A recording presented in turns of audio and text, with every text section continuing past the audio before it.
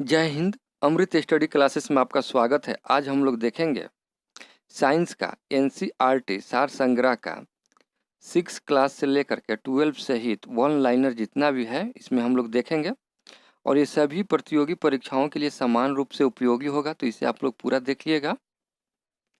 और ये एनसीईआरटी का साइंस है और साइंस में आज हम लोग इस वीडियो में पूरा कंप्लीट फिजिक्स का जितना भी वन लाइनर है सारे देखेंगे हम लोग। तो चलिए हम लोग वीडियो स्टार्ट करते हैं। और वीडियो अच्छा लगे तो लाइक कीजिएगा और चैनल पर नए हैं तो चैनल को सब्सक्राइब करके बेल आइकन को ऑन कर लीजिएगा, ताकि जब भी कोई वीडियो डाला जाए तो उसका नोटिफिकेशन आपको सबसे पहले मिले। और दोस्तों में शेयर कीजिएगा ताकि उनको भी इस वीडियो का लाभ मिले। चलिए हम लोग देखते हैं पहला।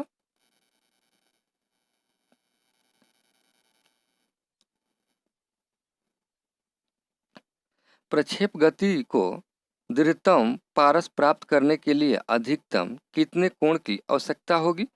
तो ये है 45 डिग्री कोण की आवश्यकता होती है, तो इसे आप लोग याद रखिएगा।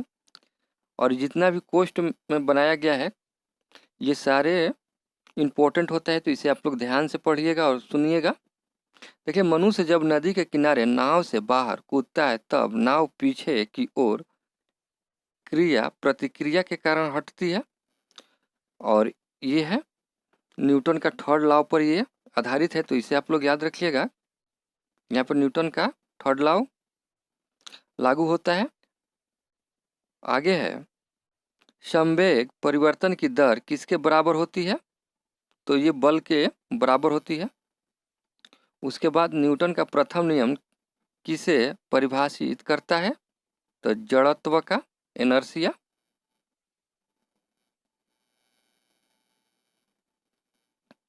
वॉशिंग मशीन का कार्य किस सिद्धांत पर आधारित है? सेंट्रीफ्यूगल फोर्स यानी कि अपकेंद्रीय बल, इसका राइट आंसर सेंट्रीफ्यूगल फोर्स हो जाएगा। सड़क पर चलने की अपेक्षा बर्फ पर चलना कठिन क्यों होता है? क्योंकि बर्फ में सड़क की अपेक्षा फ्रिक्शन कम होती है।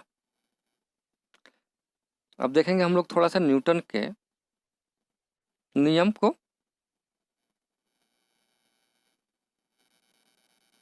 देखिए, प्रथम नियम कहता है इसका, न्यूटन का प्रथम नियम, यदि कोई पिंड विराम अवस्था में है तो वह तब तक उसी अवस्था में रहेगा जब तक उस पर कोई बाह्य बल न आरोपित किया जाए।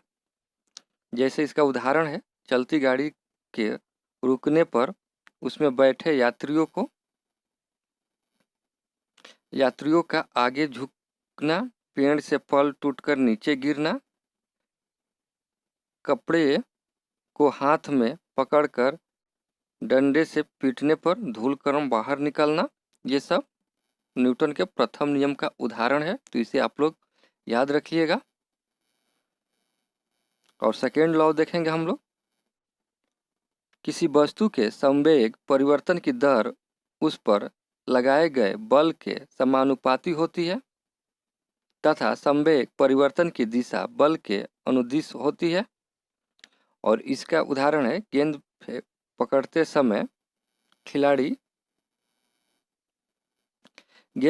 समय खिलाड़ी अपने हाथों को पीछे की ओर खींच लेता है। आगे हम लोग देखेंगे तृतीय नियम, थर्ड लॉ ऑफ मोशन, प्रत्येक क्रिया के बराबर और विपरीत दिशा में प्रतिक्रिया होती है।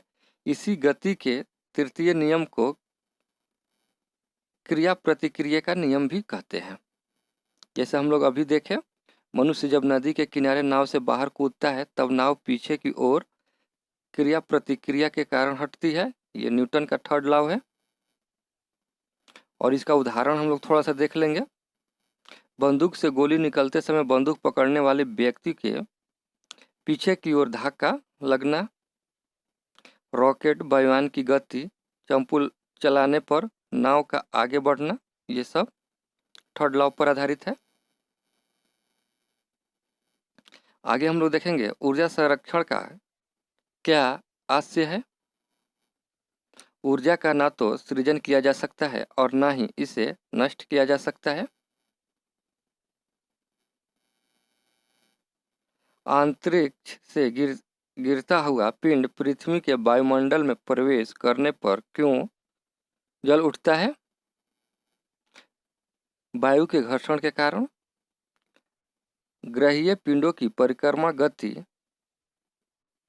में प्रभावी बल है, अभिकेंद्रीय बल, दूध मथने के पश्चात क्रीम का दूध से पृथक हो जाने का क्या कारण है? अपकेंद्रीय बल और वॉशिंग मशीन, ये दोनों एक ही कार्य पर आधारित है।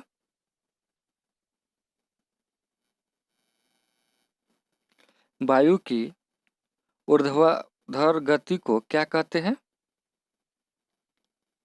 वायु प्रक्षोभ।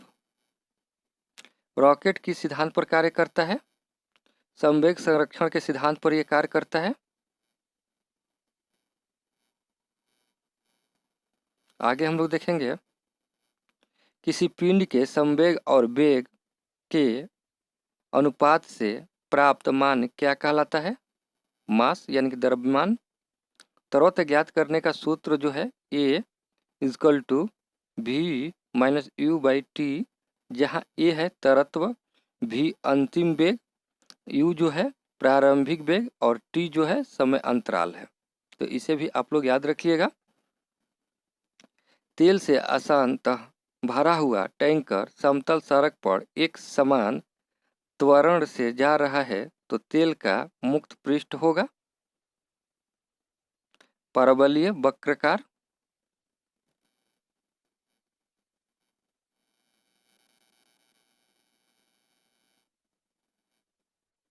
आगे हम लोग देखेंगे एक समान वृत्तीय गति पर त्वरण एक समान रहता है। किसकी उपस्थिति के कारण ब्लैक बोर्ड पर कागज पर लिखना संभव है? ये फ्रैक्शन की वजह से होता है। आगे हम लोग देखेंगे सरल आवर्त गति के दोलन में किसकी आवश्यकता होती है? प्रत्यक्षता एवं जड़त्व दोनों की। कमानी तुला किस सिद्धांत पर कार्य करती है? तो ये हुक के नियम पर कार्य करता है।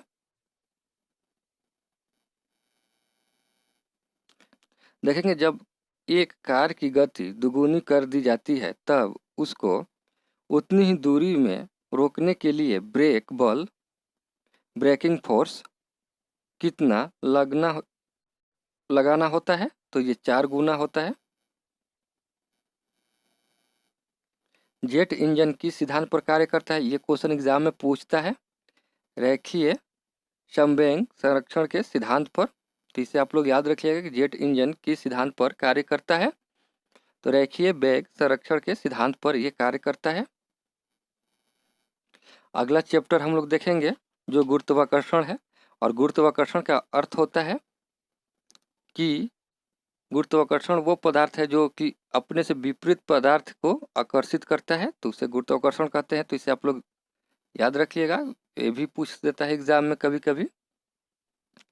पृथ्वी पर पलायन वेग कितना है? तो 11.2 किलोमीटर सेकेंड। ये भी क्वेश्चन एग्जाम में पूछता है, तो इसे आप लोग याद रखिएगा। यदि चक्कर लगाते हुए अंतरिक्ष यान से एक सेव छोड़ा जाए तब उसकी गति क्या होगी? तो अंतरिक्ष यान के साथ साथ उसी गति से गतिमान होगा।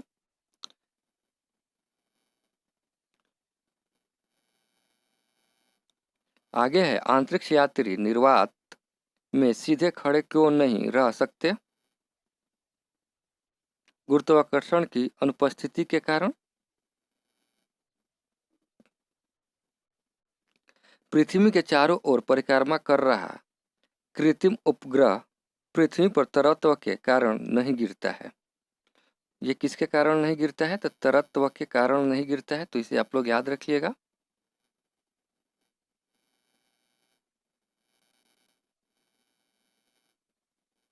एक भू उपग्रह किस बल के प्रभाव से अपने कक्ष में नियंत्रण गति करता है? अपकेंद्रीय बल के कारण। चंद्रमा की सतह पर पलायन वेग पृथ्वी की सतह की अपेक्षा कम होता है क्योंकि चंद्रमा की त्रिज्या पृथ्वी की त्रिज्या से कम होती है। ये याद रखिएगा, ये भी क्वेश्चन पूछता है एग्जाम में। भारहीनता की स्थिति किस कारण होती है? गुरुत्वाकर्षण की शून्य स्थिति में। एक लड़की झूले पर बैठी स्थिति में झूला झूल रही है, उस लड़की के खड़े हो जाने पर आवर्तकाल पर क्या प्रभाव पड़ेगा? टाइम पीरियड पर क्या प्रभाव पड़ेगा? तो आवर्तकाल कम हो जाएगा। लोलक की लंबाई बढ़ जाने के कारण लोलक घड़ी पेंडुलम क्लॉक गर्मियों में धीमी हो जाती है, जबकि शीतकाल में तीव्र गति से चलती है। तो इस पॉइंट को भी आप लोग याद रखिएगा।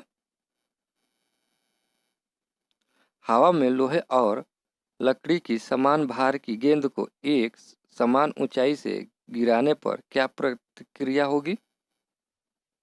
लकड़ी की गेंद दाब में गिरेगी।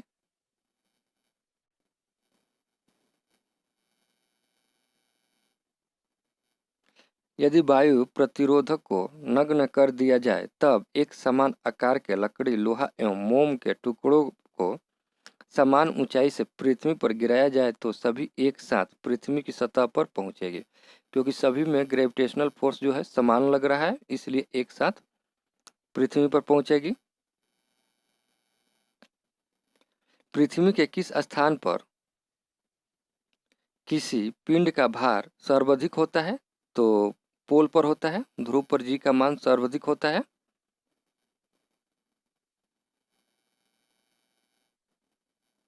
पृथ्वी के केंद्र से ध्रुवों की दूरी कम होने के कारण ध्रुवों पर स्थित पिंड पर पृथ्वी द्वारा अधिक गुरुत्वीय आकर्षण बल आरोपित होगा। इसीलिए ध्रुवों पर उसका भार पृथ्वी पर स्थित किसी अन्य स्थान से अधिक होगा। तो इस पॉइंट को भी आप लोग याद रखिएगा। आगे हम लोग देखेंगे।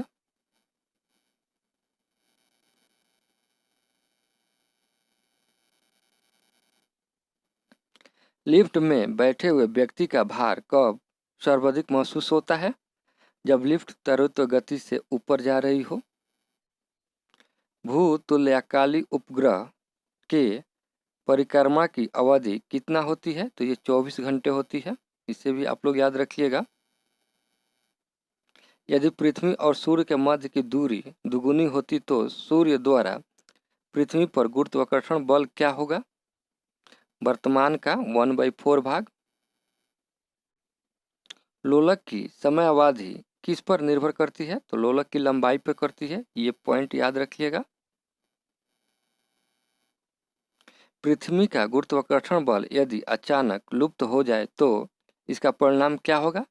पृथ्वी पर स्थित वस्तुओं का भार शून्य हो जाएगा, लेकिन द्रव्यमान अपरिवर्तित रहेगा। इस पॉइंट को भी याद रखिएगा आप लोग। पृथ्वी की सतह पर जी का मान अधिकतम तथा चंद्रमा पर जी का मान पृथ्वी के गुरुत्वीय त्वरण का 1/6 होता है। इस पॉइंट को भी आप लोग याद रखिएगा, ये क्वेश्चन पूछता है एग्जाम में इसे। पीसा की झुकी हुई मीनार गिरती क्यों नहीं है? इसका क्या कारण है? देखिए, ये क्वेश्चन एक दो बार पूछ चुका है एग्जाम में। गुरुत्व केंद्र से जाने वाली ऊर्ध्वाधर रेखा तल के अंदर रहती है। यदि कोई वस्तु ऊपर से गिराई जाती है तो उसके भार पर क्या प्रभाव पड़ेगा? वस्तु का भार अपरिवर्तित रहेगा। जब हम भूमध्य रेखा से ध्रुवों की ओर जाते हैं तो जी का मान बढ़ जाता है। चक्रीय झूले पर झूलते समय व्यक्ति को बाहर की ओर धक्का क्यों महसूस होता है? अपकेंद्रीय बल के कारण। विभिन्न द्रव्यमान वाले दो पत्थर एक साथ किसी इमारत की छत से गिराए जाते हैं तो कौन सा पत्थर जमीन पर पहले पहुंचेगा? देखिए, दोनों ही पत्थर एक साथ जमीन पर पहुंचेगा। अब थोड़ा सा देखेंगे गुरुत्वाकर्षण एवं गुरुत्व के उदाहरण क्या क्या है। तो देखेंगे हम लोग। सूर्य एवं अन्य ग्रहों के गुरुत्वाकर्षण के कारण ही सभी ग्रह लगभग वृत्ताकार एवं निश्चित कक्षों में सूर्य की परिक्रमा करते हैं। इस पॉइंट को याद रखिएगा। पृथ्वी की गुरुत्व एवं चंद्रमा के गुरुत्वाकर्षण के कारण ही चंद्रमा एक निश्चित कक्षा में पृथ्वी की परिक्रमा करता है। इस पॉइंट को भी याद रखिएगा आप लोग। आगे है, सूर्य, चंद्रमा एवं पृथ्वी के गुरुत्वाकर्षण की आंतरक्रिया के कारण पृथ्वी पर स्थित समुद्र में ज्वार भाटा आते हैं। इस पॉइंट को भी याद रखिएगा आप लोग।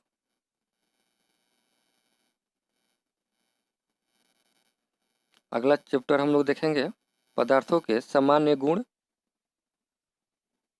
इससे क्वेश्चन रहता है एग्जाम में, किसी भी एग्जाम में 1 से 2 क्वेश्चन इस यहाँ से रहता है। देखिए, साबुन के बुलबुले का दाब वायुमंडलीय दाब से कम होता है अथवा अधिक। तो देखिए अधिक होता है। साबुन के बुलबुले का वायुमंडलीय दाब से कम होता है अथवा अधिक, तो ये अधिक होता है। स्वचालित हाइड्रोलिक ब्रेक किस सिद्धांत पर कार्य करता है? तो ये पास्कल के सिद्धांत पर कार्य करता है, ये भी याद रखिएगा। बर्फीले क्षेत्रों में शीतकाल में जब झील की ऊपरी सतह पर पानी बर्फ में बदल जाता है, फिर भी उसके अंदर रहने वाले जलीय जंतु जीवित रहते हैं, क्योंकि पानी का घनत्व जो होता है 4 डिग्री सेल्सियस पर सबसे अधिक होता है। इस कारण झील के भीतर पानी नहीं जमता है। तो इस बात को भी आप लोग याद रखिएगा।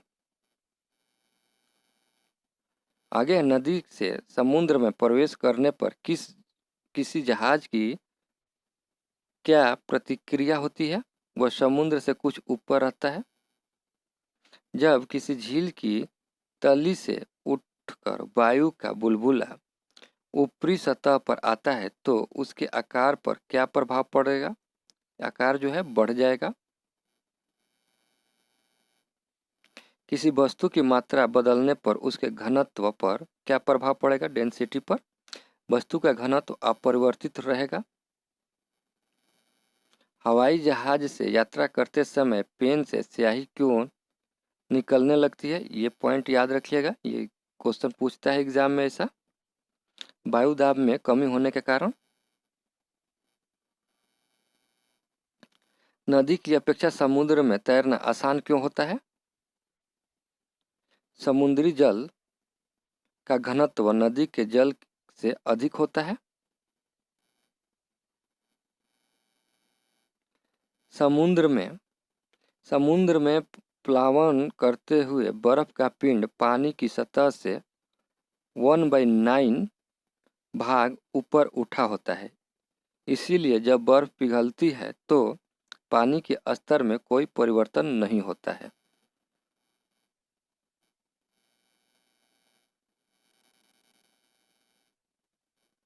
पृष्ठ तनाव सरफेस टेंशन का क्या कारण है? अणुओं के मध्य संयोजक बल। बैरोमीटर के मापने में अचानक गिरावट आने पर कौन सी मौसमी दशा इंगित होती है? देखिए, इस पॉइंट को याद रखिएगा। ये दोनों पॉइंट जो है इम्पोर्टेंट है, एग्जाम में पूछता है। तूफानी मौसम।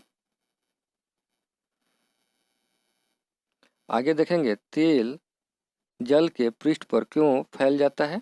ये भी इम्पोर्टेंट है, क्योंकि तेल का पृष्ठ तनाव जल से कम होता है। ये भी ऐसा भी क्वेश्चन एग्जाम में आता है।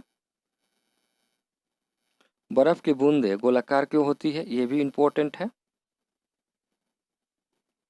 जल के पृष्ठ तनाव के कारण। कुएं से पानी से भरी बाल्टी को ऊपर खींचते हैं तो क्या अनुभव होता है? यह कि बाल्टी पानी की सतह से ऊपर आकर भारी हो गई है।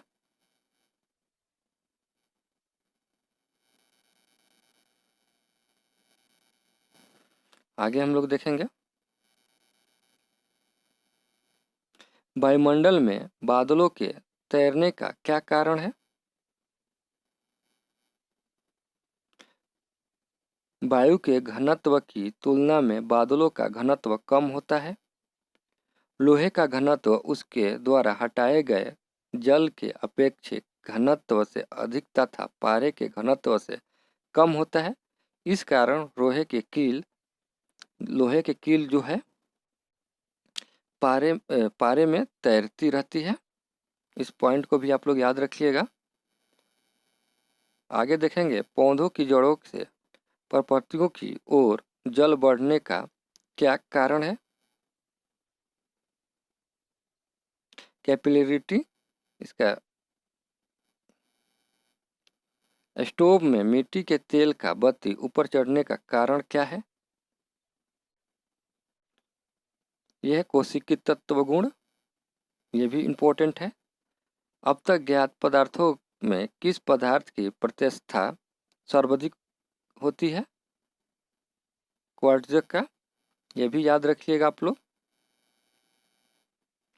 अपमर्जक मिलाने पर जल के पृष्ठ तनाव पर क्या प्रभाव पड़ता है? जल का पृष्ठ तनाव घट जाता है। फाउंटेन पेन किस सिद्धांत पर कार्य करता है? तो कोशिक तत्व के सिद्धांत पर यह कार्य करता है। समुद्र तल पर एक वायुमंडलीय दाब का मान कितना होता है? 1.013 इंटू 10⁵ पास्कल। जल का अपेक्षित घनत्व किस ताप पर सर्वाधिक होता है? तो 4 डिग्री सेल्सियस तापमान पर। जल से भरी बाल्टी को हिलाकर छोड़ देने पर कुछ समय पश्चात जल अपने आप क्यों स्थिर हो जाता है? श्यानता के कारण होता है ये। धातु की शुद्धता ज्ञात करने में किस सिद्धांत का प्रयोग किया जाता है? आर्किमिडीज का सिद्धांत। जल से निकालने पर शेविंग ब्रश के बाल आपस में किस कारण से चिपक जाते हैं? पृष्ठ तनाव के कारण। ये इम्पोर्टेंट है पॉइंट। स्टील रबड़ की अपेक्षा अधिक प्रतिष्ठा क्यों होती है? स्टील के लिए अधिक विरूप बल की आवश्यकता होती है, डिफॉर्मिंग फोर्स। वाहनों में स्नेहक तेल का प्रयोग क्यों किया जाता है? फ्रैक्शन कम करने के लिए, घर्षण कम करने के लिए। आधे आने पर टीन की छत और छप्पर उड़ जाते हैं क्योंकि उनका ऊपर का वायुदाब नीचे के वायुदाब से कम होता है। तो ये भी पॉइंट को आप लोग याद रखिएगा। किस वस्तु की सतह के लंबवत लगने वाले बल को क्या कहते हैं? प्रणोद। देखिए जल की श्यानता वायु से अधिक होने के कारण जल की तुलना में वायु में गति करना सरल होता है। आगे हम लोग देखेंगे। अगला चैप्टर है तरंग, गति एवं ध्वनि, वेव, स्पीड एंड साउंड। तो इस टॉपिक से भी आपको क्वेश्चन एग्जाम में रहता है, तो इसे आप लोग ध्यान से देखिएगा। 1 से 2 क्वेश्चन रहता है किसी भी एग्जाम में। तो चलिए हम लोग स्टार्ट करते हैं। 1 लाइनर है ये सारे। देखिए रात्रि दृष्टि उपकरण में प्रयोग की जाने वाली तरंग कौन सी है? तो अवरतक तरंग है, इंफ्रारेड वेव है। दृश्य प्रकाश विजिबल लाइट का तरंगदैर्घ्य कितना होता है? तो 390 से लेकर के 750 नैनोमीटर में होता है, के मध्य होता है। तो इसे आप लोग याद रखिएगा। इसका आगे हम लोग देखेंगे। आंतों से संबंधित रोगों के निदान में कौन सी किरणों का प्रयोग किया जाता है? तो एक्सरे होता है। ये एक्स किरणों का प्रयोग किया जाता है। कीड़ों तथा क्षति पहुंचाने वाले जीवों को घरों से दूर भगाने के लिए किस तरंग का प्रयोग किया जाता है? यह है अल्ट्रासोनिक तरंग। अगला है समीप आती हुई रेलगाड़ी की सीटी की आवृत्ति या क्षीणता बढ़ती जाती है, ऐसा किस कारण होता है? तो ये होता है डॉपलर के प्रभाव के कारण।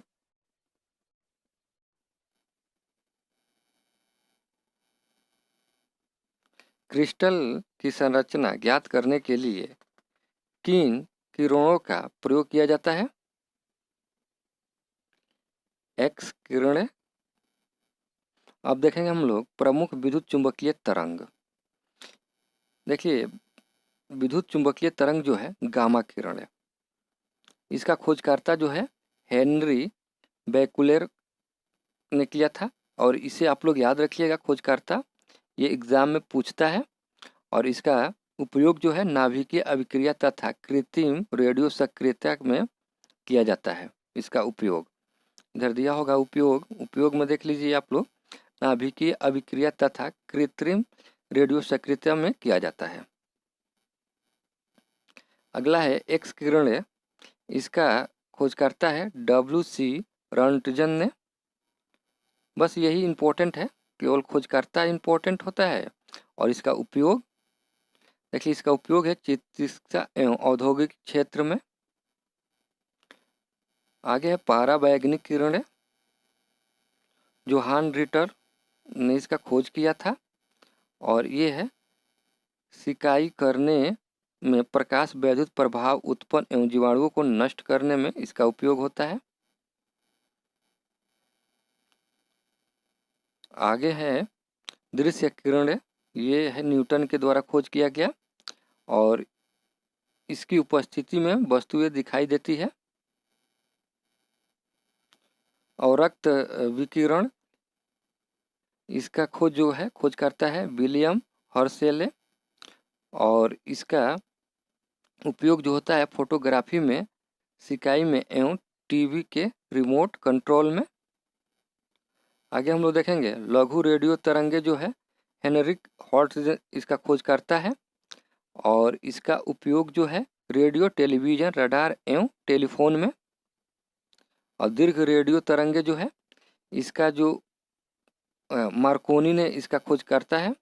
और इसका उपयोग है रेडियो एवं टेलीविज़न के प्रसारण में इसका उपयोग किया जाता है। आगे हम लोग देखेंगे दीर्घ रेडियो तरंगे वायुमंडल की किस परत से परिवर्तित होती है, तो ये आयन मंडल से। कुलिज नलिका का प्रयोग कौन सी किरणें उत्पन्न करने के लिए किया जाता है, तो एक्स किरणें के लिए। कोबाल्ट 16 सामान्य विकिरण चिकित्सा में प्रयुक्त होता है, तो यह है गामा किरणें।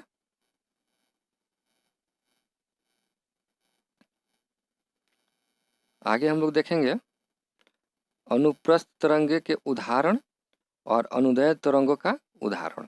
देखिए प्रकाश तरंगे, इसका उदाहरण है अनुप्रस्थ तरंगे का उदाहरण जो है प्रकाश तरंग है।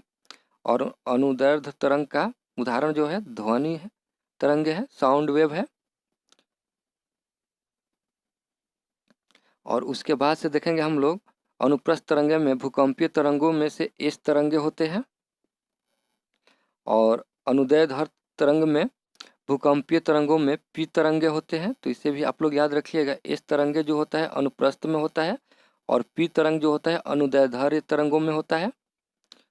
और उसके बाद से डोरी युक्त यंत्रों में उत्पन्न तरंगे जैसे सितार, गिटार, बीड़ा, ये सब है अनुप्रस्थ तरंग का उदाहरण है। और सर्पिलकार स्प्रिंग में उत्पन्न तरंगे ये जो है अनुदैर्ध्य का है। और एक है स्थिर जल में पत्थर फेंकने पर उत्पन्न तरंग जो होता है ये अनुप्रस्थ तरंग का उदाहरण है, तो इसे आप लोग याद रखिएगा। एक रडार शत्रु के वायुयान की उपस्थिति का पता लगाने में कौन सी किरणें का प्रयोग करता है, तो रेडियो तरंगे का। ये भी आप लोग याद रखिएगा, ये पॉइंट इम्पोर्टेंट है, तो इसे याद रखिएगा।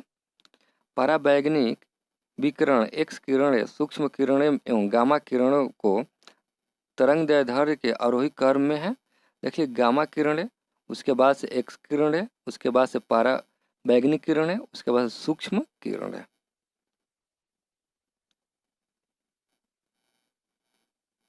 आगे हम लोग देखेंगे बंद चूल्हे में किसका प्रयोग किया जाता है, सूक्ष्म तरंगे, माइक्रोवेव। सिंदूर संवेदी युक्त नियंत्रक है।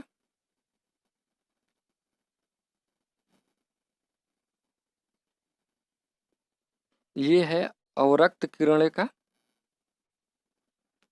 दो उत्तरोत्तर श्रृंग अथवा दो उत्तरोत्तर ग्रत के बीच की दूरी को क्या कहते हैं, तो तरंगदैर्ध्य कहते हैं। इसे भी आप लोग याद रखिएगा। देखिए निमग्न वस्तुओं का पता लगाने के लिए प्रयुक्त किए जाने वाले उपकरणों को सोनार कहते हैं, तो इसे भी आप लोग याद रखिएगा यहाँ पे। अगला टॉपिक है ध्वनि, साउंड। तो इस टॉपिक से भी क्वेश्चन एग्जाम में रहता है, तो देखेंगे आप लोग, बहुत अच्छा से इसे पढ़िएगा और सुनिएगा, देखिएगा। देखिए ध्वनि जो है सुपरसोनिक जेट से वायुमंडल की किस परत को क्षति पहुंचती है? तो ओजोन परत को क्षति पहुंचती है। ये याद रखिएगा, ये पॉइंट इंपॉर्टेंट है।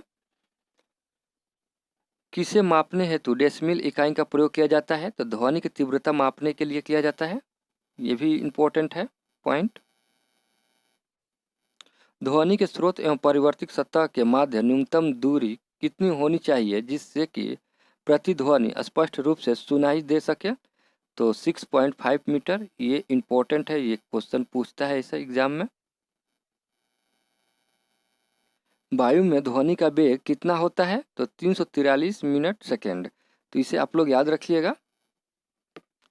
सिनेमा घरों में बड़े सभागारों यदि में ध्वनि स्रोत बंद होने के बाद कुछ देर तक ध्वनि सुनाई देती रहती है, इसका क्या कारण है? तो ये है अनुरण। चंद्रमा के धरातल पर दो व्यक्ति एक दूसरे की बात नहीं सुन सकते हैं, इसका क्या कारण है? चंद्रमा में वायुमंडल नहीं है। वह जैव पद्धति जिसमें प्रस्रव्य ध्वनि का प्रयोग किया जा सकता है उसे क्या कहते हैं? सोनोग्राफी कहते हैं। देखिए ये पॉइंट जो है ये इंपॉर्टेंट है, तो इसे याद रखिएगा। विश्व स्वास्थ्य संगठन के अनुसार 45 डीबी की तीव्रता वाली ध्वनि मानव के लिए सबसे उपयुक्त होता है। चमगादड़ अंधेरी रातों में उड़ सकते हैं और अपना शिकार भी कर सकते हैं, इसका क्या कारण है? वे पराध्वनिक तरंगे उत्पन्न करते हैं और उन्हीं के द्वारा निर्देशित होते हैं। इस पॉइंट को भी आप लोग याद रखिएगा। टीवी रिमोट में किन तरंगों का उपयोग किया जाता है? अभी हम लोग देखें रेडियो तरंगे। अब देखेंगे हम लोग ध्वनि स्रोत देखेंगे और तीव्रता देखेंगे डेसिबल में। साधारण बातचीत जो होता है ये 330 से 40 डेसिबल में होता है। उसके बाद तेज बातचीत जो होता है 50 से 60 डेसिबल में होता है। और तेज संगीत शोर जो होता है 80 डेसिबल से अधिक होता है। और पेड़ के पत्तों की सरसराहट जो होती है 10 से 20 डेसिबल होता है। ये सारे आप लोग याद रखिएगा। सायरन पुलिस एम्बुलेंस का ये 110 से 120 डेसिबल होता है। जेट विमान का 140 से 150 डेसिबल होता है। औद्योगिक यंत्र संयंत्र कारखाने में 100 से 120 डेसिबल तक होता है।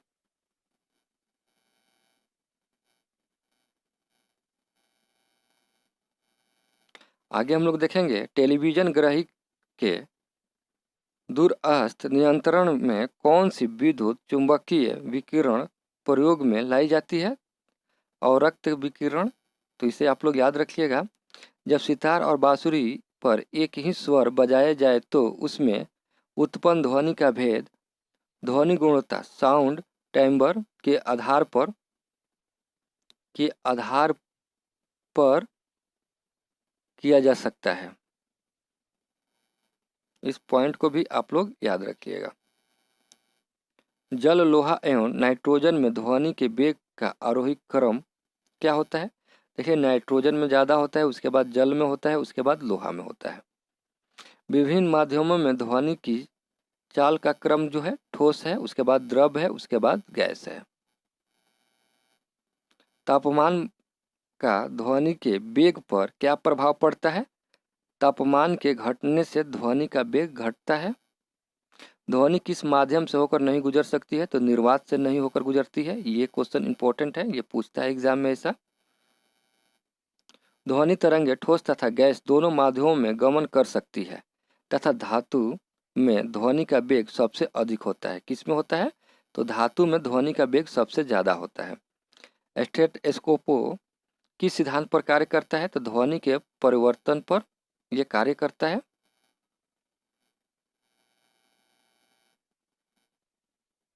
क्वेश्चन है, एक्सट्रिक्स में किसका अध्ययन किया जा सकता है? तो ध्वनि का किया जा सकता है। ध्वनि तरंगे में कौन सी घटना घटित नहीं हो सकती है? तो ध्रुवण नहीं हो सकता है इसमें। ध्वनि का तरत्व किस पर निर्भर करता है? तो ये आवृत्ति पर निर्भर करता है। ये सारे पॉइंट इंपॉर्टेंट है, तो इसे आप लोग याद रखिएगा। और प्रतिध्वनि यानी कि इको का कारण होता है ध्वनि तरंगों का परिवर्तन। प्रस्वैत तरंग की आवृत्ति लगभग कितनी होती है? तो ये 20,000 हर्ट्ज से अधिक होता है। मानव द्वारा श्वेत तरंग सोनिक वेव की आवृत्ति कितनी होती है? तो ये होती है 20 से लेकर के 20,000 हर्ट्ज तक होता है।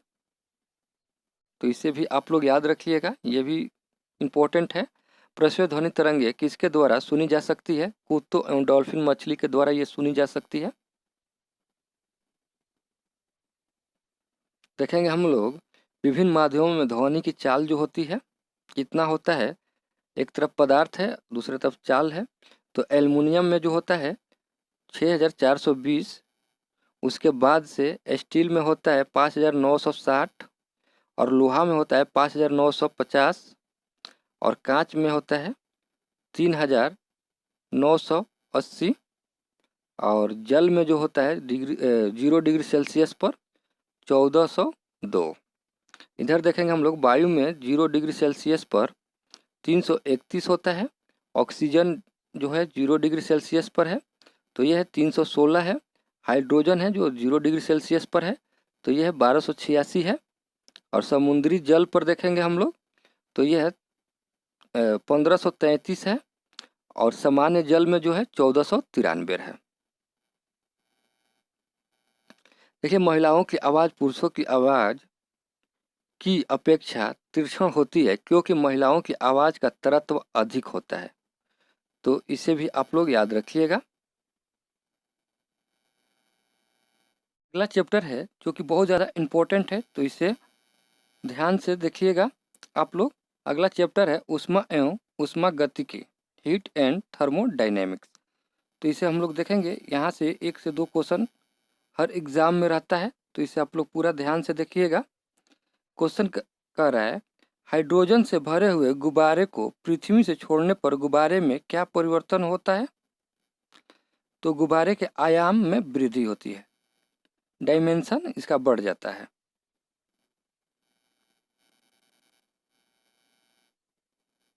आगे देखेंगे, तेज हवा वाली रात्रि में ओस नहीं बनने का क्या कारण है? ये क्वेश्चन इंपॉर्टेंट है, ये पूछता है एग्जाम में। तो इसका जो होता है वाष्पीकरण की दर का तेज होना। ठीक है। अगला है, कमरे में रखे रेफ्रिजरेटर का दरवाज़ा खोल देने पर कमरे के तापमान पर क्या प्रभाव पड़ेगा? देखिए, ये भी एग्जाम में पूछता है, और कमरे का तापमान बढ़ जाएगा।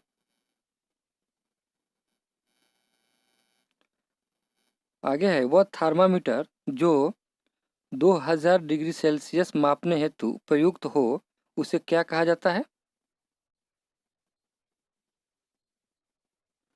पूर्ण विकिरण पाइरोमीटर। अब हम लोग देखेंगे मेजरमेंट ऑफ टेम्परेचर। एक तरफ मेजरमेंट है और एक तरफ फ्रीजिंग पॉइंट है और एक तरफ बॉइलिंग पॉइंट है। तो देखेंगे फ़ारेनहाइट जो होता है 32 डिग्री फ़ारेनहाइट में इसका बॉइलिंग पॉइंट जो होता है 212 डिग्री फ़ारेनहाइट होता है, और भाग 180 होता है, और एक भाग इसका 1 फ़ारेनहाइट का होता है। अगला है सेल्सियस में देखेंगे 0 डिग्री सेल्सियस पर 100 डिग्री सेल्सियस होता है इसका बॉइलिंग पॉइंट, और इसका बराबर भाग में जो होता है 100 होता है, और एक भाग जो होता है 1 डिग्री सेल्सियस में होता है। केल्विन देखेंगे 273 डिग्री केल्विन, और ये फ्रीजिंग पॉइंट है सारे, और ये बॉइलिंग पॉइंट है 373 डिग्री केल्विन से लेकर के, और इसका बराबर भाग देखेंगे 100 होता है, और एक भाग जो होता है 1 केल्विन होता है। आगे हम लोग देखेंगे परम शून्य ताप से क्या तात्पर्य है? देखिए, सैद्धांतिक रूप से न्यूनतम संभवतः तापमान। आगे देखेंगे, स्वचालित इंजनों में हिमरोधी के रूप में किस पदार्थ का प्रयोग किया जाता है? तो एथिलेटिक ग्लाइकोल। जब बर्फ पिघलती है तब उसके आयतन पर क्या प्रभाव पड़ता है, ये भी पूछता है एग्जाम में। तो आयतन घट जाता है, इसका वॉल्यूम घटता है।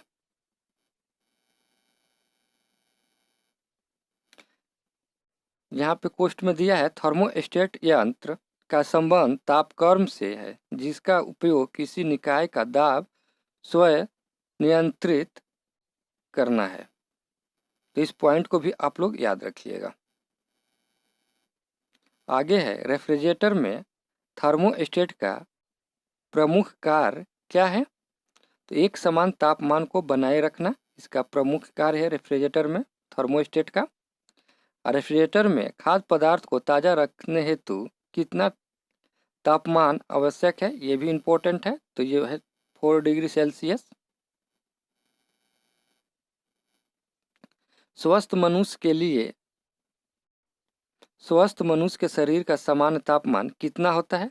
तो 37 डिग्री सेल्सियस में होता है और 310 केल्विन में होता है। तो ये दोनों आप लोग याद रखिएगा, ये भी इम्पोर्टेंट है। यहाँ से क्वेश्चन एग्जाम में आपको रहता ही रहता है इस चैप्टर से, तो इसे आप लोग ध्यान से पढ़िएगा। उबलते जल की तुलना में भाप से हाथ अधिक जलता है, इसका कारण क्या है? भाप में गुप्त ऊष्मा होती है, ये भी इम्पोर्टेंट है। आगे हम लोग देखेंगे, यहाँ पर कोष्ट में दिया है, तो इस पॉइंट को भी आप लोग याद रखिएगा। पानी में साधारण नमक मिलाने पर पानी का क्वथनांक बिंदु यानी कि बॉइलिंग पॉइंट बढ़ जाएगा तथा फ्रीजिंग पॉइंट घट जाएगा। तो इस पॉइंट को भी आप लोग याद रखिएगा। साधारण नमक पानी में मिलाने पर इसका क्वथनांक बिंदु जो होता है यानी कि बॉइलिंग पॉइंट बढ़ जाएगा और फ्रीजिंग पॉइंट जो होता है वो घट जाएगा। सेंटीग्रेड एवं फ़ारेनहाइट तापक्रम कितने डिग्री पर एक समान रहते हैं, ये भी इम्पोर्टेंट है। 40 डिग्री सेल्सियस पर। शीशे की छड़ जब भाप में रखी जाती है तो इसकी लंबाई पर क्या प्रभाव पड़ता है? लंबाई बढ़ जाता है इसका। आगे देखेंगे हम लोग, सर्दियों में लोहे के टुकड़े और लकड़ी के टुकड़े को छूने पर लोहे का टुकड़ा ठंडा क्यों लगता है?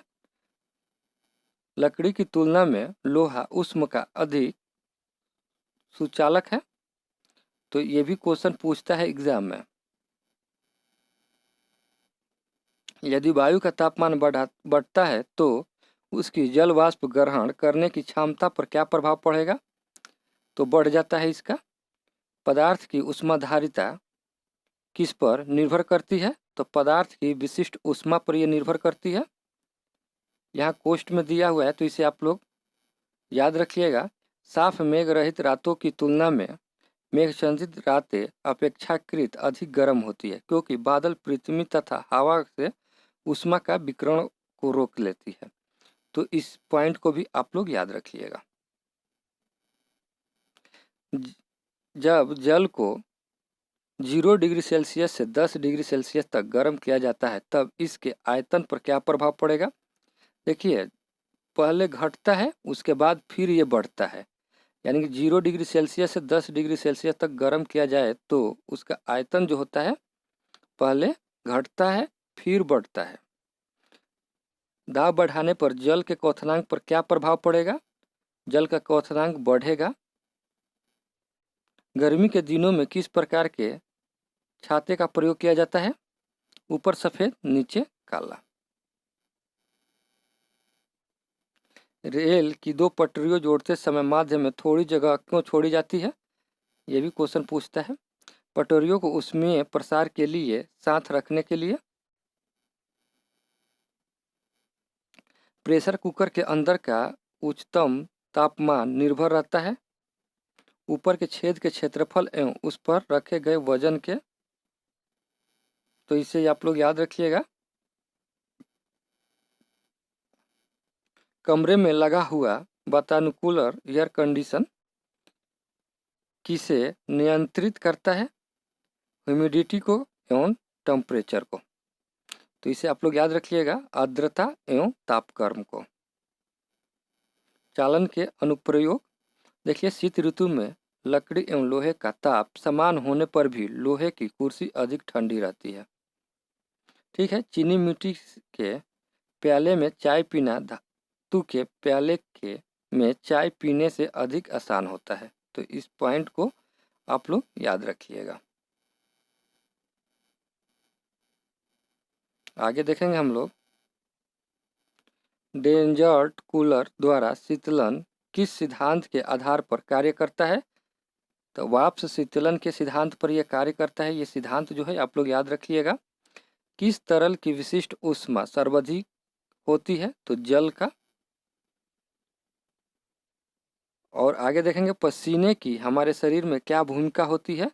यह शरीर का ताप नियंत्रण रखने में सहायक होता है। तो ये भी क्वेश्चन पूछता है, तो ये भी याद रखिएगा आप लोग। गर्म मौसम में पंखा चलाने से आराम क्यों महसूस होता है? हमारा पसीना तेजी से वाष्पीकृत होता है। मिट्टी के घड़े में जल क्यों ठंडा रहता है? वाष्पीकरण के कारण। वाष्पीकरण के कारण। आगे देखेंगे, संवहन के अनुप्रयोग। देखिए, विद्युत बॉल में लगे तनु को गलने से बचाने के लिए। पृथ्वी का वायुमंडल संवहन द्वारा ही गर्म होता है। ये सारे पॉइंट आप लोग याद रखिएगा। और मोटर कार एवं रेडिएटर भी संवहन सिद्धांत पर कार्य करता है। और रेफ्रिजरेटर एवं फ्रिज ऊपर की ओर बनाया जाता है। तो ये सब पॉइंट आप लोग याद रखिएगा। इस पॉइंट से भी क्वेश्चन एग्जाम में पूछा जा सकता है। थर्म्स बोतल में पेय पदार्थ को कुछ समय तक उसी ताप पर रखने के लिए उसकी दीवारों पर किस पदार्थ का परत लगाई जाती है? तो सिल्वर लेयर, रजत परत होता है। और प्रेशर कुकर में खाना जल्दी क्यों पक जाता है? क्योंकि अधिक दाब पर पानी कम तापक्रम पर उबलने लगता है। ये भी इम्पोर्टेंट है, ये भी इम्पोर्टेंट है। ये चैप्टर ही इम्पोर्टेंट है। इस चैप्टर को अच्छा से आप लोग पढ़ लीजिएगा एक बार और देख लीजिएगा। उष्मा हीट किसका उदाहरण है? तो ये ऊर्जा का है। और सीटी स्कैन करने में कौन सी किरणें प्रयोग की जाती है? ये VVI है। और एक्स किरणें जो है ये सीटी स्कैन में प्रयोग की जाती है। आदर्श गैस, आइडियल गैस की आंतरिक ऊर्जा किस राशि पर निर्भर करती है? तो केवल तापमान पर निर्भर करता है। बर्फ का अपने गलनांक पर पिघलना किस प्रक्रम का उदाहरण है? तो यह है समतापी प्रक्रमण। निम्नतापी में उत्पन्न निम्नताप कैसे प्राप्त करते हैं? तो एडियाबैटिक प्रोसेस के द्वारा। तो इसे आप लोग याद रखिएगा। 1 ही किलो कैलोरी ऊष्मा कितने जूल कार्य के तुल्य है? तो 4.18 इंटू 10⁻³ जूल कार्य के तुल्य है। अब देखेंगे हम लोग विकिरण के अनुप्रयोग। सूर्य की ऊष्मा पृथ्वी की विकिरण के रूप में पहुंचती है। तो इस पॉइंट को याद रखिएगा। और पॉलिश किए गए जूते धूप में जल्दी गर्म नहीं होते हैं, ये भी याद रखिएगा। ये सब विकिरण के अनुप्रयोग हैं, तो इसे आप लोग याद रखिएगा। आगे देखेंगे हम लोग, जल का घनत्व किस ताप पर अधिकतम होता है? तो ये होता है 4 डिग्री सेल्सियस पर। ऊष्मा गति का प्रथम नियम किस अवधारणा की पुष्टि करता है? तो ऊर्जा संरक्षण। आगे है, जब किसी कांच की बोतल में पानी भरा जाता है और उसे बंद करके जमने दिया जाता है तो बोतल टूट जाती है। क्यों? क्योंकि पानी जमने पर फैलता है। तो इस पॉइंट को भी याद रखिएगा आप लोग।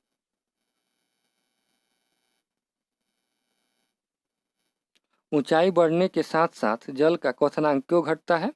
क्योंकि ऊंचाई बढ़ने के साथ वायुदाब घटता जाता है। ऊंचे पहाड़ों पर सदैव बर्फ जमी रहती है, क्योंकि ऊंचे पहाड़ों पर तापमान प्रायः हिमांक से कम रहता है, अतः वहाँ वातावरण की जलवाष्प जमकर बर्फ बन जाती है। तो इस पॉइंट को भी आप लोग याद रखिएगा। ठोस का पूर्व में वाष्प बनने की प्रक्रिया को क्या कहते हैं? ऊर्ध्वापतन कहते हैं। ये इंपॉर्टेंट है, इसे याद रखिएगा। ऊष्मा किस प्रक्रिया द्वारा गति में स्थानांतरित होती है? तो रेडिएशन के द्वारा, विकिरण के द्वारा। किस पदार्थ का तापमान परिवर्तन किए बिना द्रव में गैस परिवर्तन करने के लिए आवश्यक ऊष्मा को क्या कहते हैं? तो वाष्पन की गुप्त ऊष्मा कहते हैं इसे।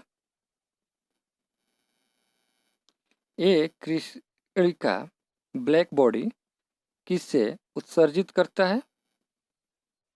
तो ये सभी तरंगदैर्ध्य का विकिरण एथिल अल्कोहल की तापमान पर जमता है। तो ये जमता है 114 डिग्री सेल्सियस पर। तारों के अंदर ऊर्जा उत्पन्न के लिए कौन सी अभिक्रिया होती है? ताप नाभिकीय अभिक्रिया होती है। थर्मल न्यूक्लियस रिएक्शन होता है। तारों का रंग क्या दर्शाता है? उसका तापमान। एक बर्फ के कटोरे तथा जल को 0 डिग्री सेल्सियस पर रखने से क्या परिवर्तन होगा? कोई परिवर्तन नहीं होता है इसमें। ऊनी कपड़े शरीर को गर्म क्यों रखता है? क्योंकि ऊन एक खराब चालक बैड कंडक्टर है।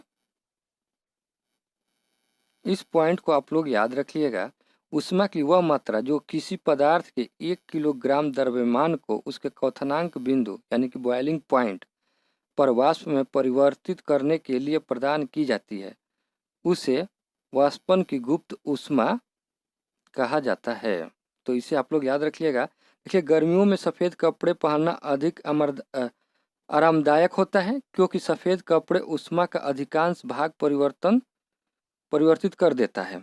तो इस पॉइंट को भी आप लोग याद रखिएगा।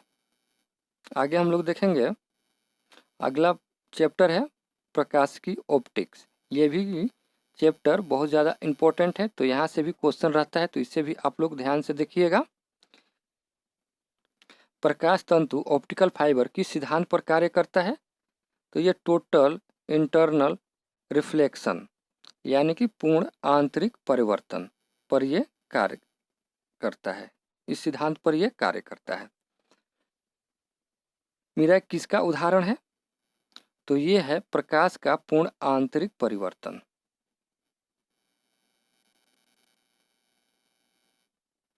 प्रकाश तरंगों के वायु से कांच में जाने पर तरंग कौन से गुण प्रभावित होते हैं? तो तरंगदैर्ध्य और वेग।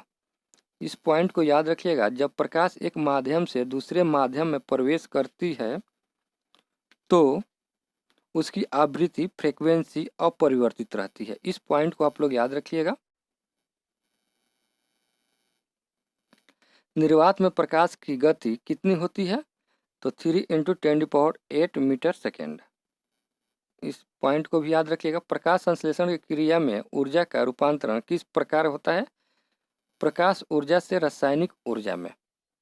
दाढ़ी बनाने के लिए किस दर्पण का प्रयोग किया जाता है? ये इम्पोर्टेंट है, पूछता है। अवतल दर्पण कॉनकेव मिरर का प्रयोग किया जाता है। प्रकाश सजावट के लिए विसर्जन लैंपों में किस गैस का प्रयोग किया जाता है? नियोन का। ये पॉइंट याद रखिएगा। लाल रंग की तरंगदैर्ध्य सबसे अधिक जबकि बैंगनी रंग का तरंगदैर्ध्य सबसे कम होता है। तो इस पॉइंट को आप लोग याद रखिएगा, यहाँ से भी क्वेश्चन एग्जाम में रहता है। आगे हम लोग देखेंगे, होरिजोन के समीप सूर्य एवं चंद्रमा के दीर्घ वृत्ताकार दिखाई देने का क्या कारण है?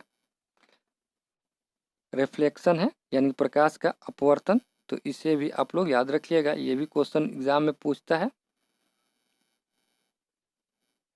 वास्तविक सूर्योदय से कुछ समय पहले ही सूर्य क्यों दिखाई देने लगता है? तो प्रकाश के अपवर्तन के कारण। आप लोग याद रखिएगा, प्रकाश का अपवर्तन के कारण वास्तविक सूर्योदय से कुछ समय पहले सूर्य दिखाई देने लगता है। खतरे के संकेत के लिए लाल प्रकाश का प्रयोग क्यों किया जाता है? इसलिए किया जाता है कि लाल प्रकाश का प्रकीर्णन सबसे कम होता है। साबुन के पतले झाग में चमकदार रंग किस घटना के कारण दिखाई देती है? तो ये होता है बहुलित परिवर्तन और व्यक्तिकरण के कारण। स्पष्ट दृष्टि की न्यूनतम दूरी कितनी होती है? तो 25 सेमी होती है, सेंटीमीटर। ये पॉइंट को याद रखिएगा।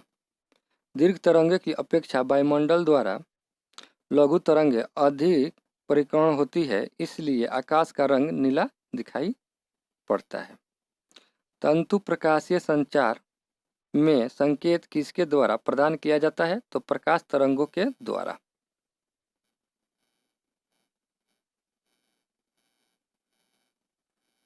आगे देखेंगे हम लोग विभिन्न माध्यमों में प्रकाश की चाल मीटर सेकेंड में देखेंगे हम लोग।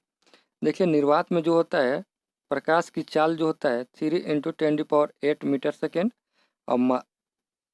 और उसके बाद से कांच में जो होता है 2 × 10⁸ मीटर सेकेंड, और जल में जो होता है 2.25 × 10⁸ मीटर सेकेंड, और रॉक सॉल्ट में जो होता है 1.96 × 10⁸ मीटर सेकेंड, और तारपीन का तेल जो होता है 2.04 × 10⁸ मीटर सेकेंड, नाइलेन में जो होता है 1.96 × 10⁸ मीटर सेकेंड। तो इस पॉइंट को आप लोग याद रखिएगा।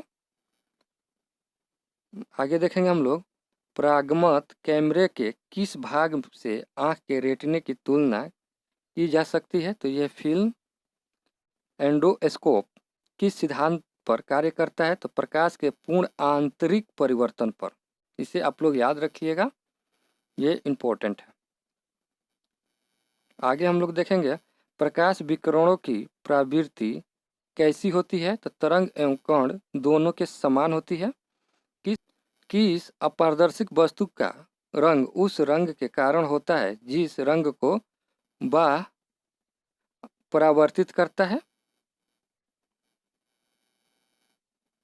हीरा उच्च अपवर्तनांक के कारण चमकता है क्योंकि हीरे का अपवर्तनांक अधिक होता है, इसलिए तराशने की इसकी चमक बढ़ जाता है, तराशने पर इसकी चमक बढ़ जाता है।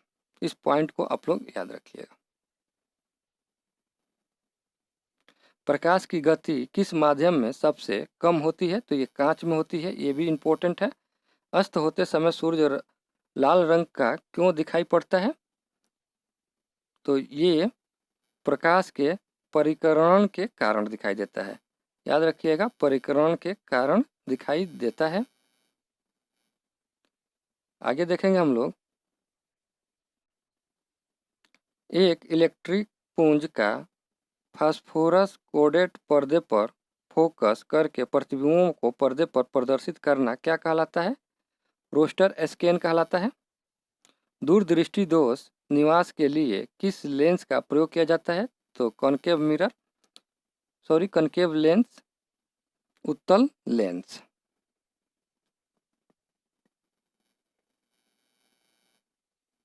नीला, हरा एवं लाल 3 प्राथमिक रंग के मिश्रण से अन्य सभी रंगों का निर्माण होता है। इस पॉइंट को याद रखिएगा। वस्तु के त्रिविमीय प्रतिरूप को अंकित तथा पुनर्वृत्त करने की तकनीक को क्या कहते हैं? उसके हेलोग्राफी। प्रकाश का रंग किससे निर्धारित होता है? तरंगदैर्ध्य से। पढ़ने में काम आने वाले दर्पण में कौन से लेंस प्रयुक्त होता है? उत्तल। देखेंगे हम लोग दूरदर्शन के संकेत एवं निश्चित दूरी के बाद क्यों नहीं मिल पाते हैं? तो ये पृथ्वी की सतह वक्राकार होने के कारण। दूरदर्शन प्रसारण में श्रव्य संकेत का प्रेषण करने के लिए किस तकनीक का प्रयोग किया जाता है? तो ये आवृत्ति मैनुअल का प्रयोग किया जाता है, तो इसे भी आप लोग याद रखिएगा। आगे देखेंगे किस व्यक्ति का पूरा प्रतिबिंब देखने के लिए एक समतल दर्पण की न्यूनतम ऊंचाई कितनी होनी चाहिए? व्यक्ति की ऊंचाई की आधी होनी चाहिए। ये पॉइंट याद रखिएगा। वाहनों में पृष्ठ दृष्टि दृष्टि दर्पण के रूप में दृश्यालोकन के लिए उत्तल दर्पण का प्रयोग किया जाता है। इस पॉइंट को आप लोग ध्यान से पढ़ लीजिएगा और याद रखिएगा। दृष्टिपटल पर किस प्रकार का चित्र बनता है? तो वस्तु से छोटा एवं उल्टा। किस रंग के प्रकाश की ऊर्जा सर्वाधिक होती है? तो ये नीला रंग का। एक आंख की अपेक्षा दो आंख से देखना अधिक स्पष्ट होता है, इसका क्या कारण है? इससे देखी जाने वाली वस्तु की दूरी एवं गहराई का सही अनुमान होता है। वायुमंडल में प्रकाश के परिकरण का प्रमुख कारण क्या है? वायु में उपस्थित धूलकण। अंतरिक्ष यात्री को आकाश का रंग कैसा दिखाई देता है? तो ये काला दिखाई देता है। निकट दृष्टि दोष को दूर करने के लिए अवतल लेंस का प्रयोग किया जाता है। ये पॉइंट इंपॉर्टेंट है, इसे याद रखिएगा आप लोग। लेंस की क्षमता की इकाई क्या है? तो डायोप्टर है। विभिन्न रंगों की तरंगदैर्ध्य देखेंगे हम लोग। देखिए बैगनी कलर में जो होता है 3900 से लेकर के 4460 तरंगदैर्ध्य होता है। नीला या जामुनी में और सबसे ज़्यादा होता है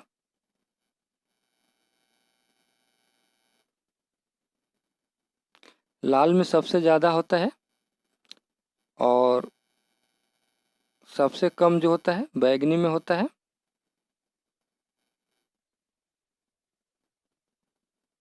तो यही दो पूछता है, तो इसे आप लोग याद रखिएगा। आगे हम लोग देखेंगे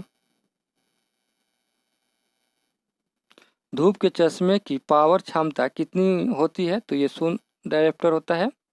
एक समतल दर्पण का वक्र त्रिज्या होती है कितनी है? तो अनंत होती है। प्रसारी ब्रह्मांड की संकल्पना किस सिद्धांत पर आधारित है? तो डॉपलर प्रभाव। जल में वायु का बुलबुला किस प्रकार के लेंस की तरह व्यवहार करता है? तो अवतल लेंस। खोज बत्ती के में कौन सा दर्पण प्रयुक्त होता है? तो अवतल दर्पण होता है। रमन प्रभाव का संबंध किस प्रकार की किरणें से होती है? तो सभी पारदर्शिक माध्यम के किरणों से। ध्वनि के पुनरुत्पादन के लिए सीडी एवं ऑडियो प्लेयर में क्या प्रयुक्त होता है? तो लेजर बीम होता है। जब दो समानांतर समतल दर्पण के मध्य कोई वस्तु रख दी जाती है तो उस पर अनंत प्रतिबिंब बनते हैं। जब लाल, नीले तथा हरे प्रकाश का पुंज एक स्थान पर पड़ता है तब प्रकाश का रंग कैसा प्रतीत होता है? तो सफ़ेद होता है प्रतीत। मानो आँख दृश्य प्रकाश में किस तरंगदैर्ध्य के लिए सर्वाधिक सुग्राही होती है? तो 5500 तरंगदैर्ध्य। सूर्य के प्रकाश को पृथ्वी पर पहुंचने में कितना समय लगता है? ये भी इम्पोर्टेंट है, बीपीएस में पूछा गया ये। लगभग 8.5 मिनट। इस पॉइंट को याद रखिएगा। जब प्रकाश किसी प्रिज्म से होकर गुजरता है तब अपवर्तन के पश्चात सूर्य का प्रकाश अपने विभिन्न वर्ण से विभाजित हो जाता है और विभाजित हो जाता है, वर्ण से विभाजित हो जाता है। इस प्रकाश का वर्ण विक्षेपण कहते हैं तथा प्रकाश से प्राप्ति विभिन्न रंगों का समूह वर्ण क्रम या स्पेक्ट्रम कहलाता है। तो इस पॉइंट को भी आप लोग याद रखिएगा। आगे देखेंगे चंद्रमा से आने के बाद प्रकाश हम तक कितने समय में पहुंचता है? सूरज को देखें हम लोग। अब चंद्रमा को देखेंगे तो 1.3 सेकेंड में। इंद्रधनुष के रंगों का सही अनुक्रम क्या है? तो बैगनी है, नीला है, आसमानी है, हरा है, पीला है, नारंगी है और लाल है। इस क्रम को याद रखिएगा, क्रम भी पूछ देता है। इंद्रधनुष बनने के लिए वर्ण विक्षेपण, अपवर्तन एवं पूर्ण आंतरिक परिवर्तन यदि भौतिकी परिघटनाएं उत्तरदायी होती है। सूर्य से आने वाली प्रकाश किरणों को किस दर्पण की सहायता से एक बिंदु पर केंद्रित किया जा सकता है? तो अवतल दर्पण से। ये भी इम्पोर्टेंट है। आगे देखेंगे हम लोग, पूर्ण सूर्य ग्रहण के समय सूर्य को नंगी आंखों से देखने से आंख को क्षति पहुंचती है, तो रेटिना के जलने के लिए सूर्य की कौन सी किरणें उत्तरदायी है? तो पराबैंगनी किरणें। तो इसे भी आप लोग याद रखिएगा। आगे है, आकाश के परिवर्तन तथा जल के कणों द्वारा अधिक परिक्रमण के कारण समुद्र जो है कि नीला दिखाई प्रतीत होता है, दिखाई देता है। अगला टॉपिक देखेंगे हम लोग। अगला चैप्टर इंपॉर्टेंट है, तो इसे भी आप लोग देखिएगा, यहाँ से भी क्वेश्चन एग्जाम में रहता है। देखेंगे, हेलोजन लैंप का तन्नु किस मिश्र धातु से निर्मित होता है? टंगस्टन और सोडियम। 1 किलोवाट का मान कितना होता है? तो 3.6 इंटू 10⁶ जूल। जलते हुए विद्युत बल्ब को तंतु में तापमान कितना होता है? तो 2000 डिग्री सेल्सियस से 2500 डिग्री सेल्सियस तक। बिजली के बल्ब की तुलना में फ्लोरोसेंट ट्यूब विद्युत ऊर्जा का प्रकाश ऊर्जा में अधिक मात्रा में परिवर्तित करती है, इसलिए बिजली के बल्ब की तुलना में फ्लोरोसेंट ट्यूब का अधिक उपयोग किया जाता है। तो इस पॉइंट को भी आप लोग याद रखिएगा। फ्यूज में प्रयुक्त होने वाले तार की क्या विशेषता होती है? उच्च प्रतिरोधक शक्ति तथा निम्न गलनांक। विद्युत बल्ब का तंतु किस धातु से निर्मित होता है? तो टंगस्टन से होता है। टंगस्टन से होता है। स्टोरेज बैटरी को चार्ज करने हेतु किस धारा की आवश्यकता होती है? तो ये है दृष्ट धारा, डायरेक्ट करंट।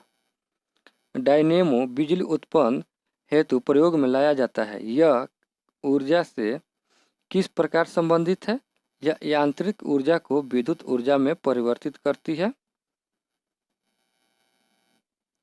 कम वोल्टेज पर कार्य करने पर विद्युत मोटर जल जाता है, क्योंकि ये अधिक विद्युत धारा खींचते हैं जो वोल्टेज के प्रतिलोमानुपाती होता है। टरबाइन एवं डायनेमो से बिजली को प्राप्त करने में ऊर्जा के किस रूप को विद्युत ऊर्जा में परिवर्तित किया जाता है? यांत्रिक मैकेनिकल एनर्जी। घर में सुरक्षित विद्युत सप्लाई के लिए उपयोग में लाए जाने वाले फ्यूज तार निम्न गलनांक वाली धातुओं से निर्मित होता है। इस पॉइंट को याद रखिएगा। ट्रांसफार्मर देखेंगे, ट्रांसफार्मर जो है किसके लिए प्रयुक्त होता है? तो विद्युत धारा के वोल्टेज को नियंत्रण करने के लिए ये प्रयुक्त होता है। और प्रत्यवर्ती धारा को दृष्टि धारा से परिवर्तित करने वाले यंत्र को क्या कहते हैं? तो रेक्टिफायर कहते हैं। विद्युत बल्ब के भीतर कौन सी गैस भरी होती है? तो आर्गन गैस जो है कि भरी होती है। आगे हम लोग देखेंगे, मानव शरीर में विद्युत प्रतिरोध कितना होता है? तो 10⁶ ओम होता है। सामान्य ट्यूबलाइट में कौन सी गैस भरी होती है? तो आर्गन के साथ पारा वाष्प, मरकरी वेपर। प्रतिदीप्त बल्ब में कौन से गैस भरी होती है? तो मरकरी और नियॉन। विद्युत चालकता की दृष्टि से सर्वाधिक सुचालक विद्युत कौन सी है? तो चांदी है। ये पॉइंट याद रखिएगा आप लोग। पृथ्वी के विभव को शून्य माना जाता है, क्योंकि पृथ्वी के कोई आवेश लेने या देने पर इसके विभव में कोई परिवर्तन नहीं होता है। इस पॉइंट को याद रखिएगा। आर प्रतिरोध वाले एक तार को पिघलाकर उसकी आधी लंबाई के तार में ढाला जाता है, तो तार का नया प्रतिरोध क्या होगा? R/4 हो जाएगा। विद्युत आवेश को भंडारित करने के लिए किस उपकरण का प्रयोग किया जाता है? संधारिता। विभव क्या निर्धारित करता है? आवेश प्रवाह की दिशा। किसी चालक तार के प्रतिरोध पर तापमान बढ़ाने से क्या प्रभाव पड़ता है? चालक का प्रतिरोध बढ़ जाता है। श्वेत प्रकाश को नली में कैसे उत्पन्न किया जाता है? तंतु को गर्म करके। विद्युत ऊर्जा को यांत्रिक ऊर्जा में परिवर्तन करने वाली विद्युत युक्ति कौन सी है? तो विद्युत मोटर है ये। विद्युत चुंबकीय प्रेरणा पर आधारित युक्ति के दो उदाहरण कौन से हैं? तो डायनेमो एवं विद्युत मोटर है। इस पॉइंट को याद रखिएगा, प्रतिवर्ती धारा एवं विभवांतर को मापने के लिए क्रमशः आमीटर एवं वोल्टामीटर का प्रयोग किया जाता है। इस पॉइंट को याद रखिएगा। अतिचालक का प्रतिरोध कितना होता है? लगभग 0 होता है। तड़ित चालक बनाने के लिए किस धातु का प्रयोग किया जाता है? तो ये कॉपर है, तांबा। अगला चैप्टर देखेंगे हम लोग, चालकता है। ये भी चैप्टर इंपॉर्टेंट है, तो इसे आप लोग देखेंगे। सिलिकॉन, कार्बन एवं जर्मेनियम किसका उदाहरण है? अर्धचालक के। अर्धचालक की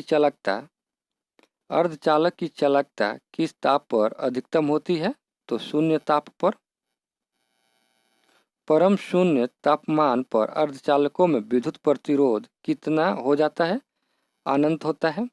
ऐसे पदार्थ जिससे होकर विद्युत आवेश का प्रवाह सरलता से नहीं होता है, क्या कहलाते हैं? चालकता अचालक कहलाते हैं, नॉन कंडक्टर। एक तरफ है चालक पदार्थों के उदाहरण और अचालक पदार्थों के कुछ उदाहरण, तो इसे आप लोग देखेंगे। धातु, लोहा, चांदी, तांबा, ये सब चालक पदार्थ है। और अचालक है रबड़, लकड़ी, शुद्ध जल, कांच। इसमें जो है अशुद्ध जल है, पृथ्वी है, ये सब है। वायु, ग्रेफाइट यदि है। और चीनी मिट्टी, कागज, मोम, रुई, रेशम, प्लास्टिक, एनोबोनाइट, चमड़ा यदि ये सभी अचालक है। अति चालकता के क्या लक्षण होते हैं? तो शून्य प्रागम्यता होता है। नौ अविस्कृत उच्च ताप अतिचालक कौन सा है? तो सिरेमिक ऑक्साइड है। ट्रांजिशन बनाने के लिए सर्वाधिक प्रयुक्त पदार्थ कौन सा है? तो सिलिकॉन है। अर्धचालक में अशुद्धियाँ मिश्रित करने को की प्रक्रिया क्या कहलाती है? डोपिंग कहलाती है। डायोड का प्रयोग किस लिए होता है? एसी वोल्टेज को डीसी वोल्टेज में परिवर्तन करने के लिए। चालक से संबंधित कुछ तथ्य जो है देखेंगे हम लोग। चालक की लंबाई में वृद्धि होने पर उसकी प्रतिरोधकता बढ़ जाती है, इसे याद रखिएगा। और उसके बाद से दूसरा है, चालक का प्रतिरोध पदार्थ की प्रकृति पर निर्भर करता है। तीसरा है, चालक की अनुप्रस्था काट का क्षेत्रफल जितना अधिक होगा उसका प्रतिरोध उतना ही कम होगा। और देखेंगे आगे। चौथा है, चालक के ताप में वृद्धि होने से उसके प्रतिरोध और प्रतिरोधकता में परिवर्तन होता है। धातुओं के तापीय वृद्धि से उसके प्रतिरोध एवं प्रतिरोधकता में वृद्धि होती है।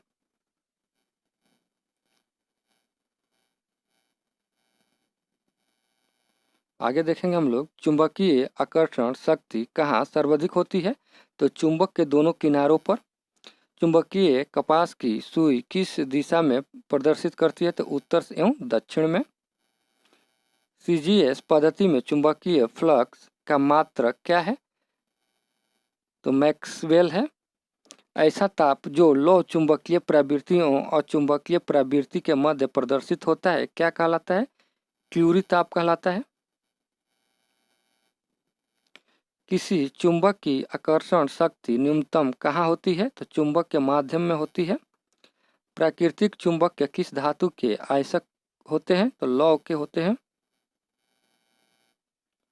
स्वतंत्र रूप से लटके चुंबक का अपवर्तन काल किस पर निर्भर नहीं करेगा? लटकने की लंबाई पर। चुंबकीय यमोत्तर के तल में तनी सुई किस दिशा में होगी? तो ऊर्ध्वाधर होगी। इस पॉइंट को याद रखिएगा। तड़ित से वृक्षों में आग भी लग सकती है क्योंकि इसमें अत्यधिक मात्रा में विद्युत ऊर्जा होती है। सभी चुंबकीय पदार्थों का चुंबकीय गुण कब कम होता है जब वे विद्युत अधिक गर्म होते हैं।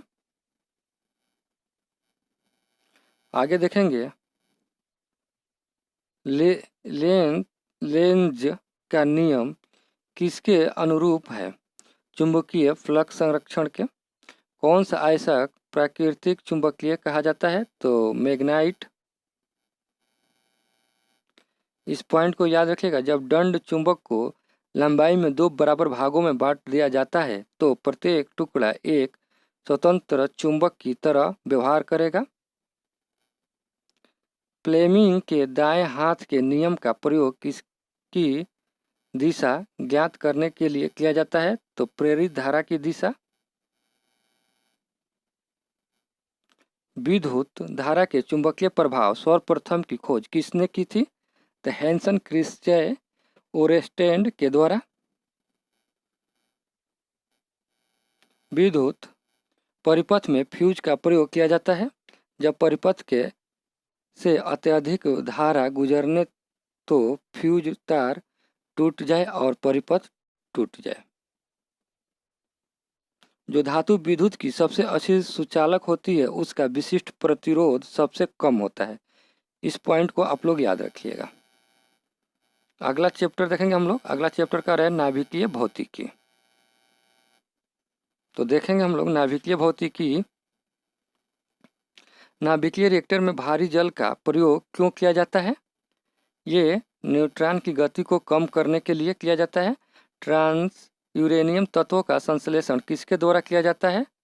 तो ये किया जाता है आपको ग्लेन टी सीबोर्ग के द्वारा। सबसे अधिक ऊर्जा किस प्रकार के विकिरण में होती है? तो एक्स विकिरण में। पॉजिट्रॉन की खोज किसने की थी? तो सीडी एडरसन ने की थी।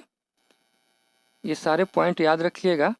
इस पॉइंट को याद रखिएगा। फास्ट बिल्डर टेस्ट रिएक्टर में यूरेनियम कार्बाइड एवं प्लूटोनियम कार्बाइड मिश्रित ईंधन का प्रयोग किया जाता है तथा शीतलन के रूप में द्रवित सोडियम का प्रयोग किया जाता है। तारों में अक्षय ऊर्जा होने का क्या कारण है? हाइड्रोजन का हीलियम में परिवर्तन होना। भार में किस रेडियोधार्मिक तत्व का सर्वाधिक भंडार है? तो प्लूटोनियम का। हाइड्रोजन बम किस सिद्धांत पर कार्य करता है? अनियंत्रित नाभिकीय संलयन अभिक्रिया पर। विद्युत उत्पादन के लिए किस धातु का प्रयोग किया जाता है? यूरेनियम। रेडियोधार्मिक पदार्थ कौन से कण उत्सर्जित करते हैं? तो अल्फा, बीटा एवं गामा। इस पॉइंट को आप लोग याद रखिएगा। सूर्य नाभिकीय संलयन के द्वारा अपनी ऊर्जा का निर्माण करता है। और रेडियो सक्रिय तत्वों के उपयोग जो है देखेंगे हम लोग। अधिक उपज देने वाले बीजों को विकास में खाद्यान्नों के विकिरण प्रसंस्करण में, मांस उत्पादन, फलों एवं सब्जियों के संरक्षण में एवं कैंसर के उपचार में, भूमिगत पाइपों में रिसाव का पता लगाने के लिए रेडियो सक्रिय तत्वों का उपयोग किया जाता है। ये सभी पॉइंट को याद रखिएगा आप लोग। आगे देखेंगे हम लोग नाभिकीय रिएक्टर में मंदक के रूप में किस पदार्थ का प्रयोग किया जाता है? तो ग्रेफाइट भारी जल को। मेसान की खोज किसने की थी? Hideki Yukawa. बिल्डर रिएक्टर से क्या तात्पर्य है? ऐसा रिएक्टर जो विखंडित होने वाले पदार्थ को विखंडन की मात्रा से अधिक उत्पन्न करता है।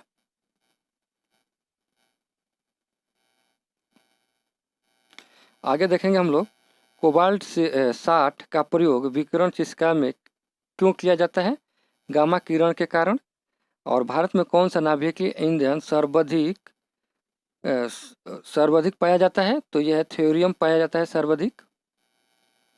भारत में अणु बम का विकास किसने किया था? डॉक्टर राजा रामन ने। परमाणु रिएक्टर का प्रयोग कहाँ किया जाता है? तो आणविक भट्टी में। और साइक्लोट्रॉन को तात्विक करने वाला अणु कौन सा है? तो प्रोटॉन है। कौन सा तत्व परमाणु ईंधन की श्रेणी में आता है? तो कैडमियम आता है। भारत का प्रथम परमाणु संयंत्र कौन सा है? तारापुर, महाराष्ट्र।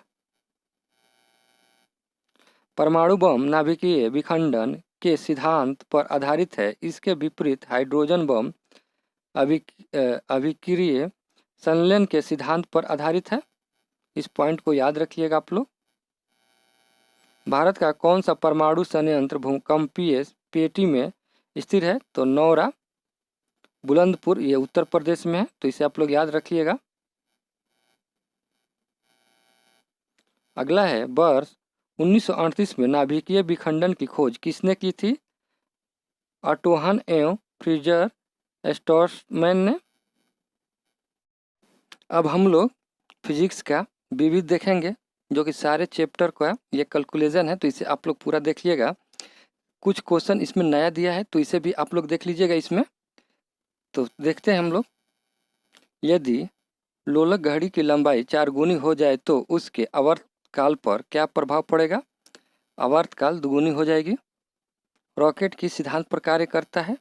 तो रॉकेट जो है ये संवेग संरक्षण के सिद्धांत पर कार्य करता है। इस पॉइंट को याद रखिएगा आप लोग। एक अंतरिक्ष यात्री पृथ्वी तल की तुलना में चंद्रमा पर अधिक ऊंची छलांग लगा सकता है, क्योंकि चंद्रमा पर गुरुत्वाकर्षण बल पृथ्वी की तुलना में कम होता है और 1/6 होता है। तो इसे भी आप लोग याद रखिएगा इस पॉइंट को। शुष्क बैटरी सेल में कौन सी ऊर्जा पाई जाती है? तो ये है रासायनिक ऊर्जा। बोलोमीटर का प्रयोग किसे मापने में किया जाता है? तो ये तापमान को मापने में किया जाता है। इस पॉइंट को याद रखिएगा आप लोग। 20 हर्ट्ज से कम और 20,000 हर्ट्ज से अधिक आवृत्ति की ध्वनियों को मनुष्य द्वारा सुना नहीं जा सकता। तो इस पॉइंट को भी आप लोग याद रखिएगा। आगे है, जल का फ्रीजिंग पॉइंट कितना होता है? तो 0 डिग्री सेल्सियस होता है। यदि कोई व्यक्ति एक दीवार को धक्का देता है पर उसे विस्थापित करने में असफल रहता है तो वह कितना कार्य करता है? तो 0 कार्य करता है। देखेंगे, वेगजोर स्पेक्ट्रम का संबंध किससे है? तो प्रकाश से है। इस पॉइंट को याद रखिएगा। चलती बस के अचानक रुक जाने से यात्री आगे की ओर क्यों झुक जाते हैं? तो जड़त्व के कारण। न्यूक्लियर रिएक्टर टाइम बम के लेखक कौन है? Takeshi heroes. हाइड्रोकार्बन विजन 2025 किससे संबंधित है? तो पेट्रोलियम उत्पादन के संरक्षण से। इस पॉइंट को याद रखिएगा आप लोग। यदि कोई सूचना टेलीफोन द्वारा डायल करके अन्य टेलीविज़न स्क्रीन पर देखी पड़ी जाती है जा सके तो उस विधि को टेलीफैक्स कहा जाता है। फ़ारेनहाइट पैमाने में शुद्ध जल का क्वथनांक कितना होता है? तो 212 डिग्री सेल्सियस। थर्मोकपल थर्मोमीटर किस सिद्धांत पर कार्य करता है? सीबेक प्रभाव पर।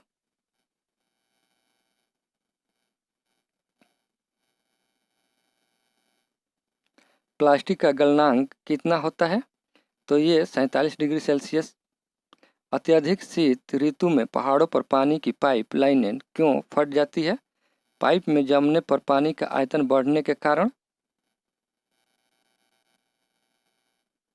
एक समतल दर्पण पर आपतित किरण 60 डिग्री का कोण बनाती है, तो परिवर्तन कोण कितना होगा? 60 डिग्री होगा। इलेक्ट्रॉनों की उनकी कक्षा में बांधे रखने वाले बल को क्या कहते हैं?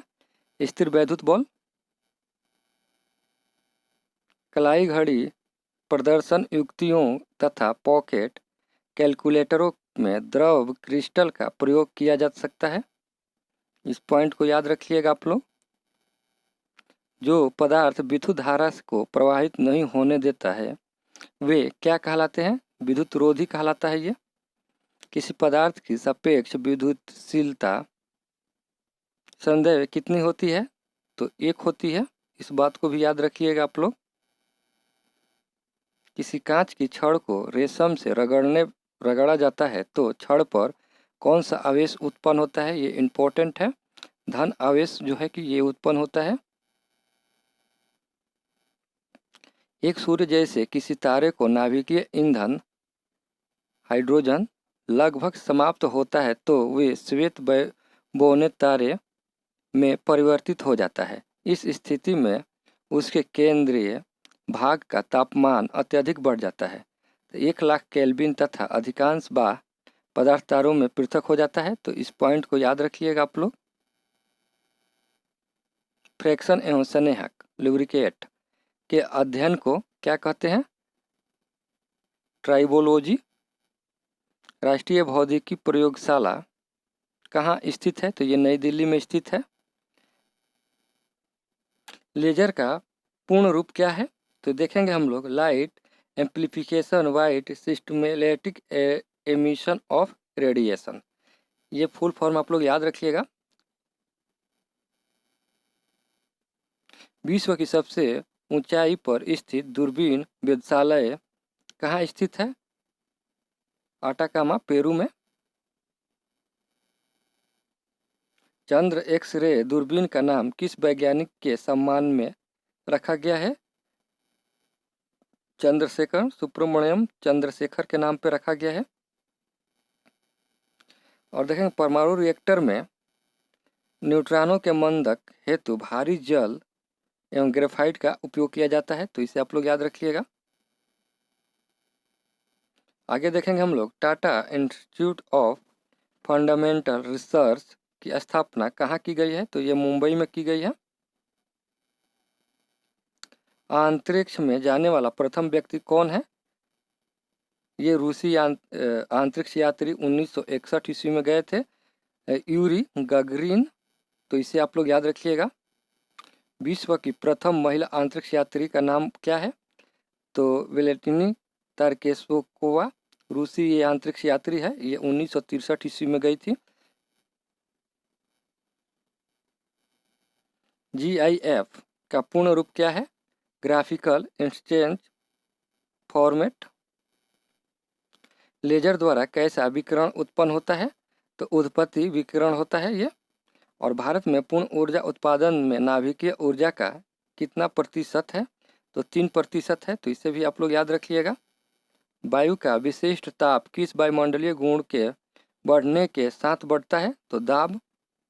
भारहीनता की अवस्था में एक मोमबत्ती की ज्वाला फ्लेम का आकार कैसा होगा? तो ये होगा गोलाकार होगा। दाब बढ़ने पर बर्फ के गलनांक पर क्या प्रभाव पड़ता है? गलनांक घटता है। पृष्ठीय क्षेत्रफल घटाने पर पृष्ठ पर कार्यांत दाब पर क्या प्रभाव पड़ता है? दाब बढ़ जाएगा। 20,000 हर्ट्ज से अधिक आवृत्ति की ध्वनि क्या कहलाती है? अल्ट्रासोनिक कहलाती है यह। गैस में उत्पन्न ध्वनि तरंग किस प्रकार की होती है? अनुदैर्ध्य तरंग होती है। डॉपलर प्रभाव किससे संबंधित है? ध्वनि से है। प्रकाश तरंग की गति की तुलना में रेडियो तरंग की गति कितनी होती है? दोनों की गति समान होती है।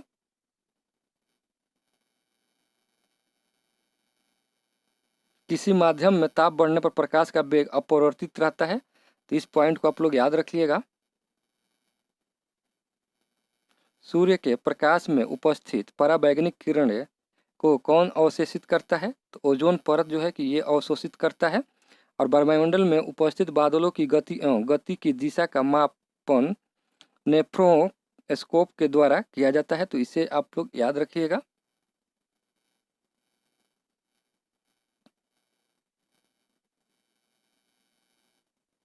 क्वेश्चन है, जब वायु की गति बढ़ जाती है तो दाब पर क्या प्रभाव पड़ता है? दाब घट जाता है। दांत चिकित्सक किस दर्पण का प्रयोग करते हैं? तो अवतल दर्पण का। दांत चिकित्सक किसका प्रयोग करते हैं? तो अवतल दर्पण का करते हैं। प्रकाश रेडियो तरंगें तथा एक्स किरणें किस प्रकार की विकिरण है? तो विद्युत चुंबकीय विकिरण है ये। प्रकाश का कणिकीय सिद्धांत किसने दिया था? तो न्यूटन ने दिया था। Indian institute of naturopathy and यौगिक साइंस की स्थापना बेंगलुरु कर्नाटक में की गई है। तो इस बात को भी आप लोग याद रखिएगा। समतल दर्पण द्वारा कौन प्रतिबिंब बनता है? समतल दर्पण द्वारा कैसा प्रतिबिंब बनता है? तो आभासी प्रतिबिंब बनता है, ये इम्पोर्टेंट है। प्रिज्म द्वारा किस रंग का विचलन सर्वाधिक होता है? तो बैंगनी का होता है। और एक सरल दूरदर्शी कम से कम कितने उत्तल लेंसों से बनाया जा सकता है? तो 2। इसे भी आप लोग याद रखिएगा। और आगे देखेंगे हम लोग, लाल कमल का फूल हरे प्रकाश में दिखने पर कैसा दिखाई देगा? तो ये काला दिखाई देगा। चुंबकीय सुई किस दिशा की ओर संकेत करती है? तो उत्तर दिशा की ओर संकेत करती है ये। युद्धक विमान अधिक ऊंचाई पर क्यों उड़ते हैं? रडार सूचना के लिए, के बचाव हेतु। शीशे के रजत के लिए कौन सा यौगिक प्रयुक्त होता है? तो सिल्वर नाइट्रेट होता है। देखेंगे, यदि वायुमंडल नहीं होता तो पृथ्वी से आकाश काले रंग का दिखाई देता है। तो इसे भी आप लोग याद रखिएगा।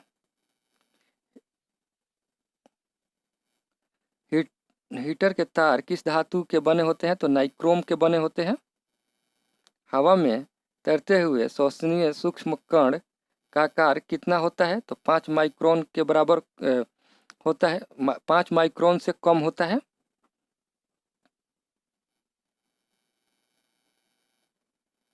भारत में प्रथम भारी जल संयंत्र कहाँ स्थापित किया गया है? तो नंगाल पंजाब में ये है। टेप रिकॉर्डर की टेप किस पदार्थ के लेपित होती है? तो ये है फेरोमैग्नेटिक चूर्ण होता है इसमें। आगे हम लोग देखेंगे, घड़ी में सेफ्टी क्रिस्टल किस सिद्धांत पर कार्य करता है? दाब विद्युत प्रभाव पर। सौर संचालित कलाई घड़ियों में ऊर्जा हाथ में विभिन्न संचालनों से प्राप्त होती है। इस पॉइंट को याद रखिएगा आप लोग। कृत्रिम उपग्रह पृथ्वी से स्पष्ट रूप से क्यों ट्रैक किया जा सकता है? तो डॉपलर के प्रभाव के द्वारा। हवाओं में किस प्रकार की ऊर्जा होती है? तो गतिज ऊर्जा होती है, ये पॉइंट याद रखिएगा। सड़क पर चलने की अपेक्षा बर्फ पर चलना कठिन क्यों होता है? बर्फ में सड़क की अपेक्षा फ्रैक्शन कम होती है। चुंबकीय अनुनाद बिंबिकीकरण किस सिद्धांत पर आधारित है? तो ये नाभिकीय चुंबकीय अनुनाद पर। भारत में मेट्रो प्रणाली किस वर्ष प्रारंभ की गई थी? तो 1957 ईस्वी में। उष्मा के स्थानांतरण का क्या कारण है? तापांतर है। कौन सा रंग सौर विकिरण का सबसे अच्छा शोषक होता है? तो काला रंग है। डीजल इंजन में कितने स्पार्क प्लग लगे होते हैं? एक भी नहीं। तो इस बात को भी आप लोग याद रखिएगा। परम ताप का वह प्रथम बिंदु कौन सा है जहां सभी प्रकार की आणविक गति बंद हो जाती है? तो परम शून्य ताप जो होता है। देखेंगे हम लोग, यदि 100 ग्राम चीनी को आधा लीटर पानी में मिलाकर एक असंपृक्त चीनी का घोल तैयार किया जाए तो उसका आयतन अपरिवर्तित रहेगा। तो इस पॉइंट को भी आप लोग याद रखिएगा। टेलीफोन में क्या प्रयुक्त होता है? तो कार्बन माइक्रोफोन। विज्ञान की किस शाखा के अंतर्गत मानव एवं यंत्रों के मध्य स्वचालन एवं संचार विधि द्वारा अध्ययन किया जाता है? तो साइबरनेटिक्स।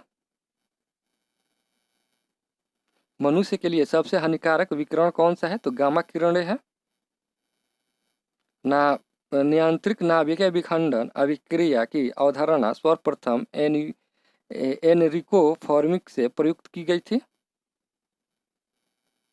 मोबाइल चार्जर में कौन सी युक्ति प्रयोग की जाती है? तो एक अपचारीय ट्रांसफार्मर। पॉजिट्रॉन, देखिए पॉजिट्रॉन का द्रव्यमान में आवेश इलेक्ट्रॉन के बराबर होता है, इसलिए इसे एंटी इलेक्ट्रॉन कण भी कहा जाता है। तो इस बात को भी आप लोग याद रखिएगा। आगे देखेंगे हम लोग, पदार्थ के संवेग और वेग के अनुपात में किस भौतिक राशि को प्रदर्शित किया जाता है? तो द्रव्यमान को। ताड़ित चालक किस धातु से बनाए जाते हैं? तो ये तांबे से बनाए जाते हैं। एक व्यक्ति एक संवेदनशील तराजू पर खड़ा है, यदि वह गहरी सांस अंदर लेता है तो तराजू की रीडिंग घट जाती है। तो इस बात को भी आप लोग याद रखिएगा। किसी तारे का रंग क्या प्रदर्शित करता है? तो उसका टेम्परेचर प्रदर्शित करता है। हवा का वाष्प घनत्व कितना होता है? तो 14.4 ग्राम होता है। कल्प कम क्यों प्रसिद्ध है? परमाणु ऊर्जा संयंत्रण के कारण। ऊर्जा संरक्षण से अभिप्राय ऊर्जा का न तो सृजन हो सकता है और न ही विनाश होता है, तो इस बात को भी आप लोग याद रखिएगा। इंदिरा गांधी आणविक अनुसंधान केंद्र कहाँ पर स्थित है और ये किस राज्य में है? तो तमिलनाडु में है। एक व्यक्ति गैस किन स्थितियों में एक आदर्श गैस के रूप में क्रिया कर सकती है? तो उच्च दाब और निम्न ताप पर।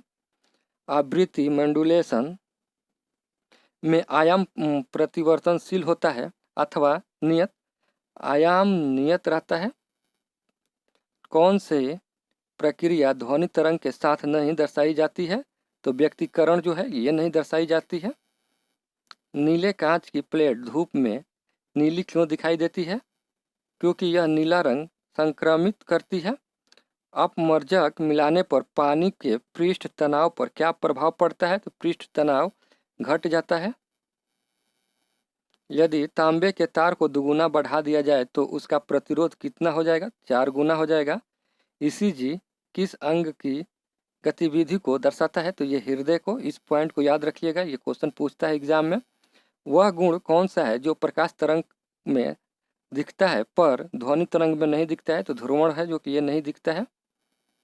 वायु शीतलन किस स्थान के लिए अधिक उपयुक्त है? तो गर्म और शुष्क जलवायु वाले क्षेत्रों में। वो प्रकाशीय उपकरण कौन सी है जिसकी सहायता से दोनों आंखों से एक साथ दूरवर्ती वस्तुओं का आवर्धित रूप दिखाई देता है? तो दूरबीन है ये। आगे देखेंगे हम लोग, वृत्ताकार पथ के चारों ओर पिंड की गति किस प्रकार की गति का उदाहरण है? तो समचाल एवं परिवर्तित वेग। जब वाष्प दाब वायुमंडलीय दाब के बराबर हो जाता है तो द्रव पर क्या प्रभाव पड़ता है? द्रव उबलने लगता है। समुद्र की लहरों में किस प्रकार की ऊर्जा भंडारित होती है? तो ये द्रव संचलित ऊर्जा, गतिज ऊर्जा एवं गुरुत्वीय स्थिति ऊर्जा ये संचालित होती है, भंडारित होती है।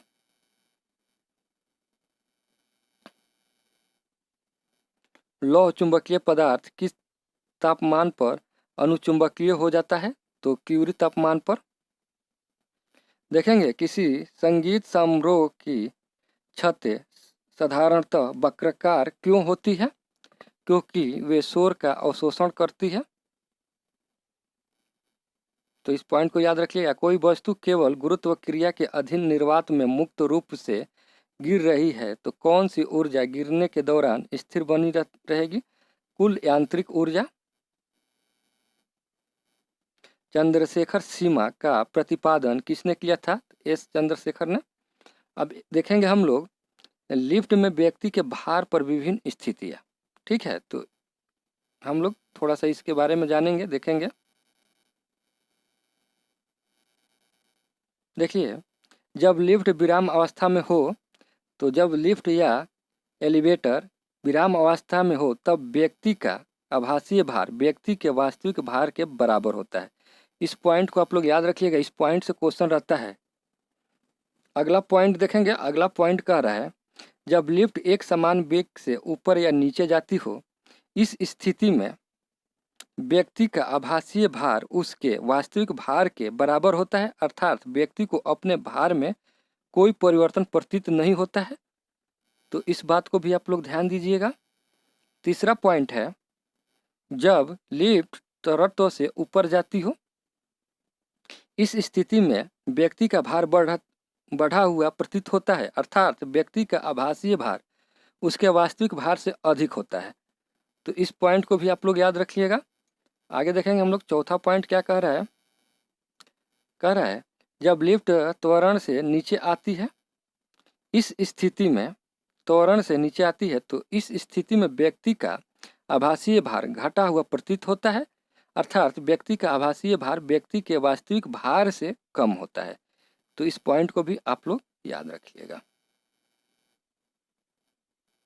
आगे देखेंगे यदि लिफ्ट की डोरी टूट जाए, यदि लिफ्ट की डोरी टूट जाए तो इस स्थिति में व्यक्ति या तो स्वतंत्र वस्तु की भांति नीचे गिरेगा, जिससे व्यक्ति का आभासीय भार शून्य प्रतीत होगा, अर्थात व्यक्ति को भारहीनता का अनुभव होगा।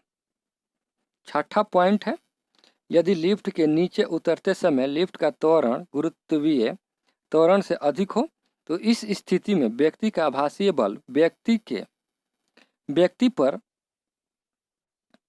व्यक्ति पर ऊपर की ओर लगेगा, जिससे वह लिफ्ट की फर्श से टकराकर लिफ्ट की छत से जा लगेगा। तो इस पॉइंट को भी आप लोग याद रखिएगा। अब हम लोग देखेंगे प्रमुख यंत्र एवं उनके सिद्धांत, तो थोड़ा सा देख लेंगे इसमें। देखिए, भाप का इंजन जो है उसमें गति का सिद्धांत है, ये सिद्धांत आप लोग याद रखिएगा। विद्युत जनरेटर जो है विद्युत चुंबकीय प्रेरक है, और रॉकेट प्रेक्षण जो है न्यूटन का गति का सिद्धांत है ये, और रेडियो एवं दूरदर्शन विद्युत चुंबकीय संचारण तरंग है ये। वायुयान जो है बर्नौली का तरल गति विज्ञान सिद्धांत है। और इधर भी है तो देख लेंगे हम लोग यहीं से। सोनार जो है प्रवेश तरंग का परिवर्तन है, और प्रकाशीय रे से प्रकाश का पूर्ण आंतरिक परिवर्तन है। और इलेक्ट्रॉन माइक्रोस्कोप इलेक्ट्रॉन की तरंग प्रवृत्ति है। और फोटोसेल जो है प्रकाश विद्युत प्रभाव है। और नाभिकीय रिएक्टर है जो ये है नियंत्रित नाभिकीय विखंडन है, तो इससे भी आप लोग याद रखिएगा। देखिए, कृत्रिम बुद्धिमत्ता एवं रोबोटिक्स केंद्र बेंगलुरु तथा robotics society of India Bharat में रोबोटिक्स के प्रमुख संस्था है, तो इसे आप लोग याद रखिएगा। आगे हम लोग देखेंगे, कुछ इधर बच गया था तो इसे हम लोग देख लेते हैं। भारतीय अमेरिकी वैज्ञानिक एस चंद्रशेखर को चंद्रशेखर सीमा की गणना, तारों की उत्पत्ति एवं उसकी संरचना तथा कृष्ण क्षेत्र संबंधित शोध के लिए वर्ष 1983 ईस्वी में भौतिकी के क्षेत्र में नोबेल पुरस्कार प्रदान किया गया था। ये क्वेश्चन पूछता है एग्जाम में। किस भारतीय वैज्ञानिक को प्रकाश के परिकरण की व्याख्या तथा रमन प्रभाव की खोज के लिए नोबेल पुरस्कार प्रदान किया गया? तो चंद्रशेखर रमन 1930 ईस्वी में। कोई कार एक समान चाल से गतिमान है परंतु उसका संवेग परिवर्तित हो रहा है, तो उस कार का परिपथ कैसा होगा? तो दीर्घवृत्तीय कार होगा, वृत्तीय पथ होगा इसका। जब लंबे सूखे बालों को ब्रश से किया जाता है तो लपटें सामान्य एक दूसरे से अलग हो जाती है, क्योंकि ब्रश करते समय बालों में स्थैतिक विद्युत आवेश प्रेरित होती है। अगला पॉइंट देखेंगे हम लोग। एक तरफ भौतिकी एवं रसायन विज्ञान से संबंधित भारत के महत्वपूर्ण अनुसंधान संस्था, यहाँ से भी एक क्वेश्चन रहता है इससे, तो इसे आप लोग तो ध्यान से देखिएगा। स्थान हम देखेंगे, राष्ट्रीय भौतिकी प्रयोगशाला ये नई दिल्ली में है और ये दिल्ली है। भारतीय तकनीकी अनुसंधान संस्था जो है लखनऊ में है और ये उत्तर प्रदेश में है। भारतीय संरक्षण विभाग देहरादून, और ये देहरादून है तो ये उत्तराखंड में है। भारतीय पेट्रोलियम संस्था देहरादून उत्तराखंड। भारतीय मौसम विज्ञान एवं अनुसंधान संस्था जो है ये नई दिल्ली है, नई दिल्ली में। भारतीय राष्ट्रीय राजमार्ग परिवहन ये नई दिल्ली में है। केंद्रीय ईंधन अनुसंधान संस्था ये जादूगोड़ा में है, और जादूगोड़ा जो है झारखंड है, तो इसे आप लोग याद रखिएगा। राष्ट्रीय धातु विज्ञान प्रयोगशाला जमशेदपुर ये भी झारखंड है। Tata institute of fundamental research ये मुंबई में है, ये महाराष्ट्र है। और इंडियन इंस्टीट्यूट ऑफ जियोमैग्नेटिक्स ये भी मुंबई महाराष्ट्र में है। इंडियन सिक्योरिटी प्रेस नासिक ये भी महाराष्ट्र है। और राष्ट्रीय रासायनिक प्रयोगशाला जो ये पुणे ये भी महाराष्ट्र है। और भारतीय उष्ण मौसम विज्ञान संस्था ये भी पुणे और ये भी महाराष्ट्र में है। भारतीय मौसम वेधशाला ये पुणे और ये कहाँ पे है? तो ये भी महाराष्ट्र में। भाभा परमाणु अनुसंधान संस्था ये कहाँ पे है? तो ये जो है दुर्गापुर ट्रम्बे कहाँ पे है? महाराष्ट्र में है, ये भी महाराष्ट्र में है। केंद्रीय यांत्रिक इंजीनियरिंग संस्थान ये दुर्गापुर है, और ये दुर्गापुर कहाँ पे है? तो आपको पश्चिम बंगाल होगा। और केंद्रीय विद्युत रासायनिक संस्था है ई मुंडी कराई मुंडी जो है ये तमिलनाडु में है। और आगे हम लोग देखेंगे केंद्रीय नमक एवं समुद्री रसायन अनुसंधान संस्था कहाँ पे है? भावनगर। और ये भावनगर कहाँ पे है? तो गुजरात में है। भारतीय इलेक्ट्रॉनिक्स लिमिटेड ये बेंगलुरु में है। और ये कहाँ पे है? तो कर्नाटक है। और राष्ट्रीय वैमानिक प्रयोगशाला ये कहाँ पे है? बेंगलुरु। और ये भी कर्नाटक में है। और रमन अनुसंधान राष्ट्रीय ये कहाँ पे है? तो ये भी बेंगलुरु में है। और ये भी कर्नाटक है।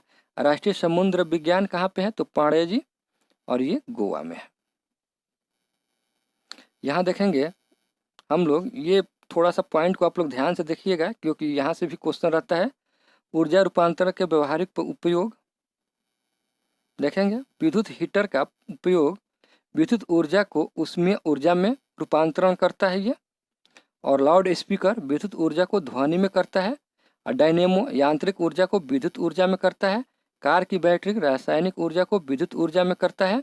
और फेंके गए पत्थर की ऊर्जा पेशकीय ऊर्जा की गतिज ऊर्जा में करता है। वाफ इंजन जो है ऊष्मीय ऊर्जा को गतिज ऊर्जा में करता है। तो ये सारे पॉइंट आप लोग याद रखिएगा, यहाँ से एक क्वेश्चन रहता है एग्जाम में। वाष्प इंजन जो ऊष्मीय ऊर्जा को गतिज ऊर्जा में, और जलता हुआ कोयला रासायनिक ऊर्जा को ऊष्मीय ऊर्जा में, और विद्युत सेल है जो रासायनिक ऊर्जा को विद्युत ऊर्जा में परिवर्तित करता है। और विद्युत अपघटन विद्युत ऊर्जा को रासायनिक ऊर्जा में परिवर्तित करता है, रूपांतरण करता है। अब देखेंगे हम लोग विद्युत बल्ब। ये विद्युत बल्ब जो है विद्युत ऊर्जा को ऊष्मीय ऊर्जा में करता है। और बिजली का पंखा विद्युत ऊर्जा को यांत्रिक ऊर्जा में, टरबाइन यांत्रिक ऊर्जा को विद्युत ऊर्जा में, पवन चक्की जो है यांत्रिक ऊर्जा को विद्युत ऊर्जा में, विद्युत चुंबक विद्युत ऊर्जा को चुंबकीय ऊर्जा में, परमाणु बम रासायनिक ऊर्जा को नाभिकीय ऊर्जा में, माइक्रोफोन विद्युत ऊर्जा को ध्वनि ऊर्जा में, सितार यांत्रिक ऊर्जा को ध्वनि ऊर्जा में, और मोमबत्ती रासायनिक ऊर्जा को ऊष्मीय ऊर्जा में, और विद्युत जनरेटर जो है यांत्रिक ऊर्जा को विद्युत ऊर्जा में चेंज करता है, रूपांतरण करता है। देखिए वायुमंडलीय दाब को मापने एवं सतह ग्राफ पर चित्रित करने वाला यंत्र बैरोग्राफ कहलाता है। तो इस पॉइंट को भी आप लोग याद रखिएगा।